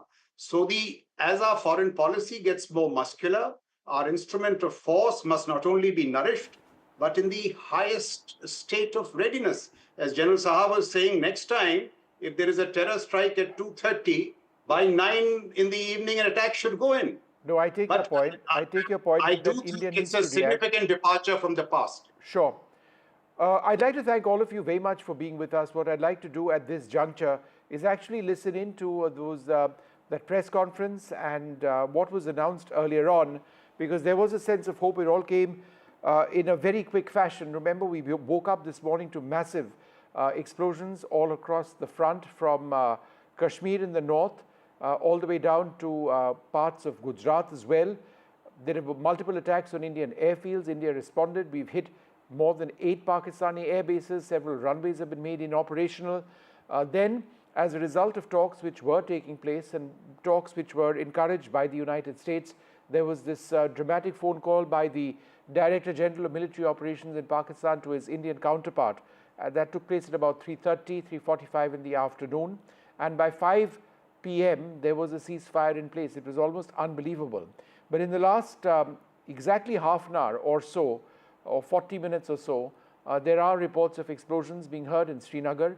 One would hope that these die down, because it doesn't make sense for Pakistan to commit to a peace. Statements by their foreign minister, statements by their Director General of Military Operations, and then carry on in quite this manner. So that's something that we need to look out for very, very closely. But let's listen into what happened earlier on today. Director General of Military Operations of Pakistan called the Director General of Military Operations of India at 15:35 hours earlier this afternoon. It was agreed between them that both sides would stop all firing and military action on land and in the air and sea with effect from 1700 hours Indian Standard Time today. Instructions have been given on both sides to give effect to this understanding. The Directors General of Military Operations will talk again on the 12th of May at 1200 hours. Thank you. Several attempts were made by Pakistan on spreading a misinformation campaign, as we have seen for the last few days. There were attempts made to say that our S-400 at a northern base was destroyed, which was completely false, and that it was destroyed by a JF-17. It was a false information. Also, that the BrahMos installation was attacked and it was destroyed was false. The destruction of airfields at Srinagar, Jammu, Pathankot, Bhuj, Nalia, etc. was also a false claim. The forward ammunition dump at Chandigarh and Beas are also fit and fine, and we showed you these in the photographs in the morning briefing today. Also, there was a certain different way of miscampaign that Pakistan conducted by its press conferences, which was conducted in a manner which was completely misleading and devoid of facts. Pakistan has been spreading fabricated allegations that the Indian armed forces have targeted mosques. Let us make this very clear here, that India is a secular nation and the Indian armed forces are a reflection of our constitutional values. We hold every place of worship of all faiths in the highest regard. Our operations have been aimed exclusively at terrorist camps and facilities being used for anti-India activities. No religious sites, I repeat, no religious sites have been targeted by the Indian armed forces. Over the past few days, as we have seen, Pakistan has suffered very heavy and unsustainable losses after it has given us an unprovoked attack on our installations. It has suffered losses in both land and air. There has been an extensive damage to the crucial Pakistani air bases like Skardu, Sargodha, Jacobabad and Bholari. In addition, a loss of AD weapon system and radars made the defense of Pakistani airspace untenable.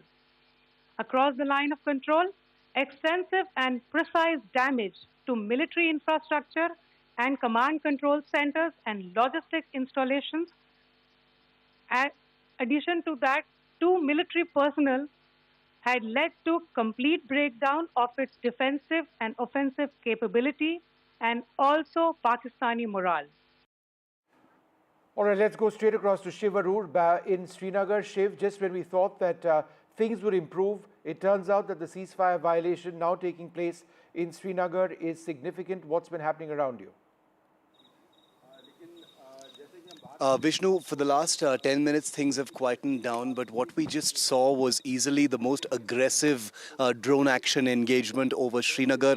What we saw in the morning today was barely a trailer of what we've just witnessed. After we finished reporting about the ceasefire, we were about to take a short break from our broadcast when we heard the gunfire, the ground fire, and the dull thuds of the, probably the L-70 guns. There were no interceptors. These were all ground fire, including tracer bullets that you actually saw in that video that I filmed from my phone and sent that we have on our screens.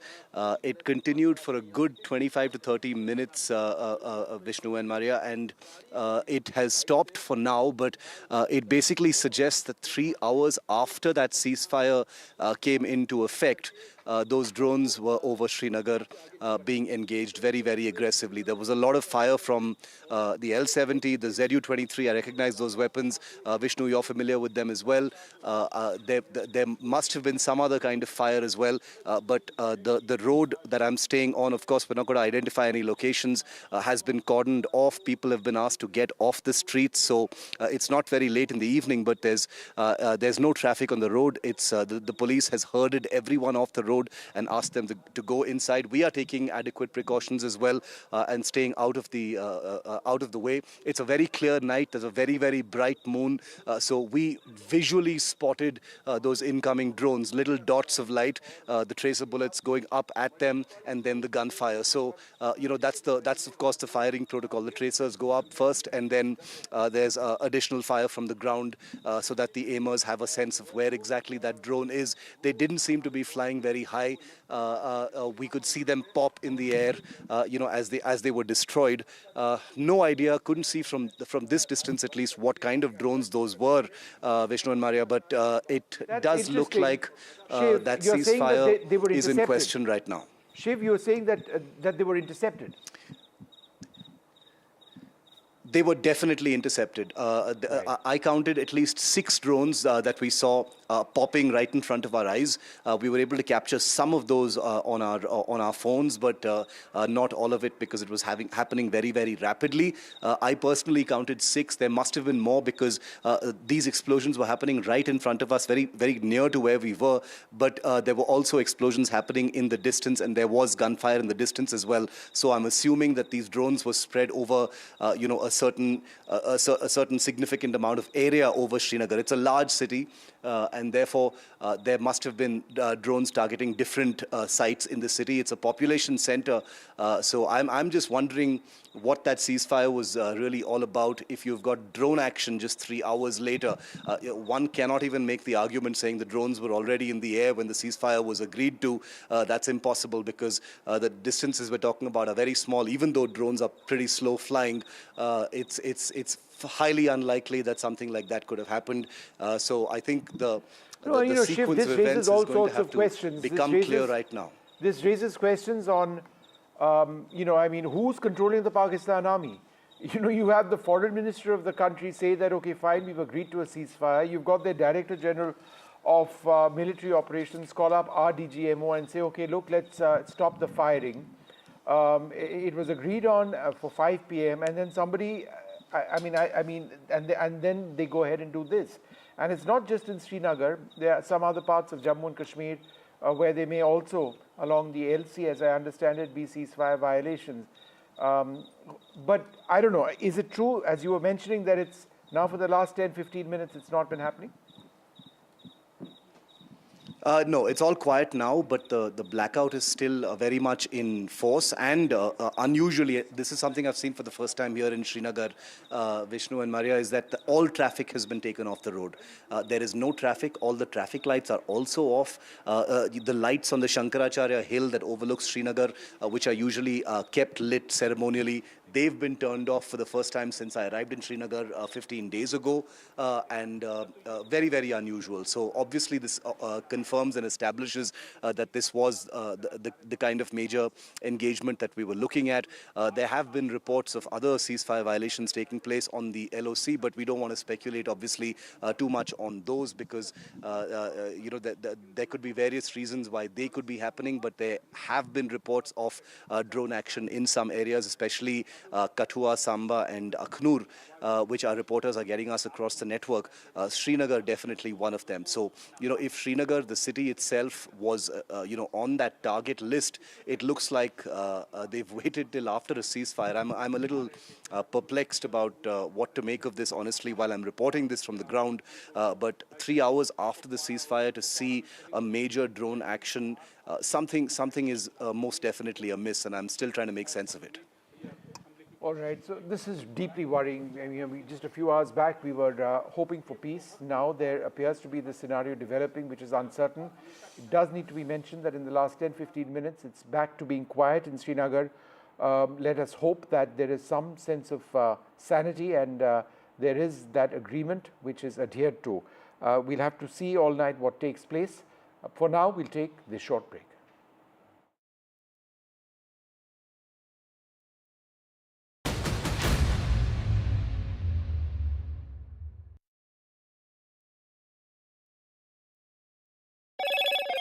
Hello, Moto. Motorola, India's leading AI smartphone brand.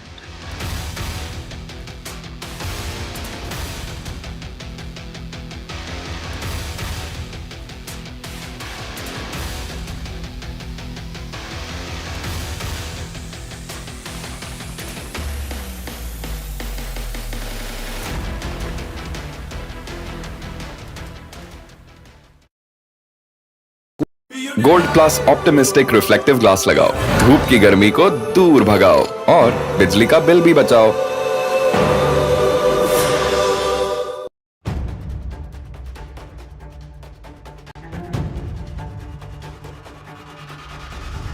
If it matters to you, if it matters to you, if it matters to you,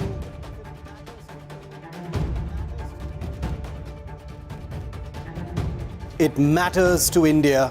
It matters to India. It matters to India.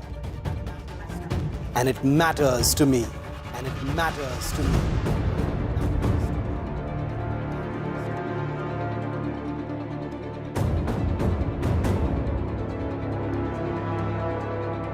India Matters with Shivaru. Only on NDTV 24/7.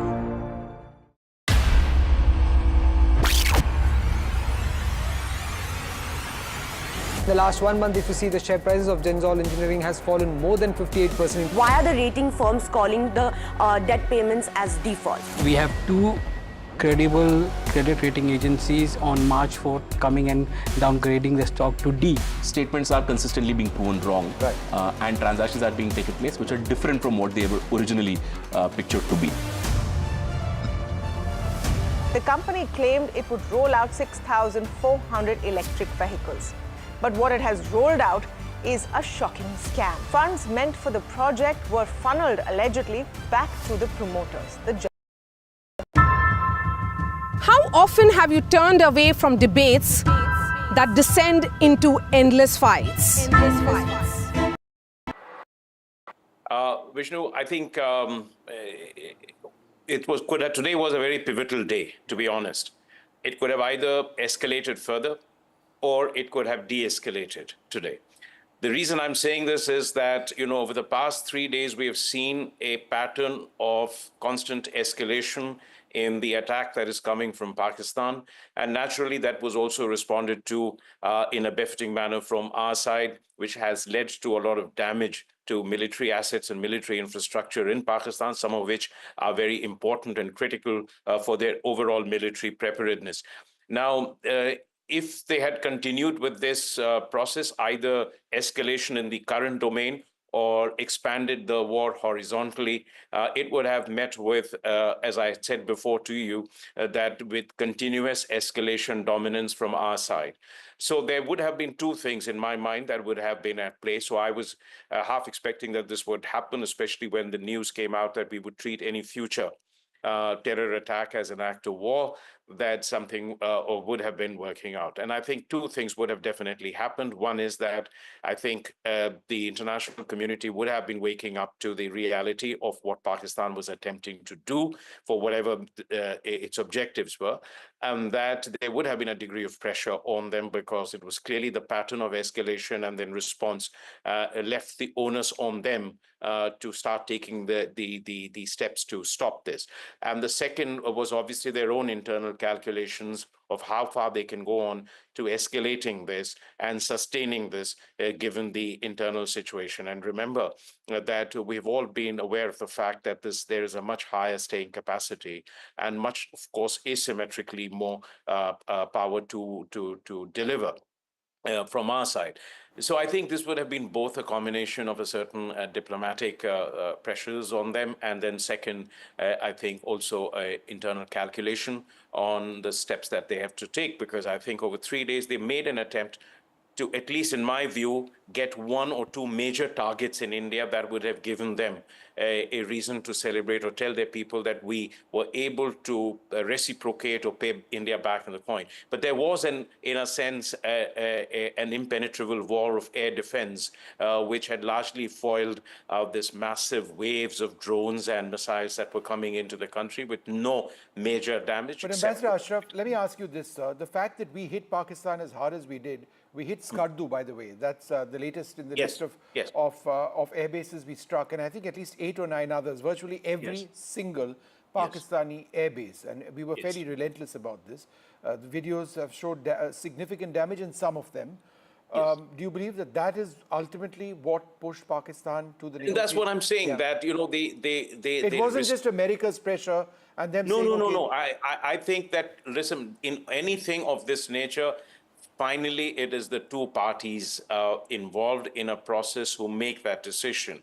And no matter if their calculation was, and look, this is an era in which, a time in which the world is preoccupied with a number of its own issues, whether it's the United States, Europe, or China, or Russia.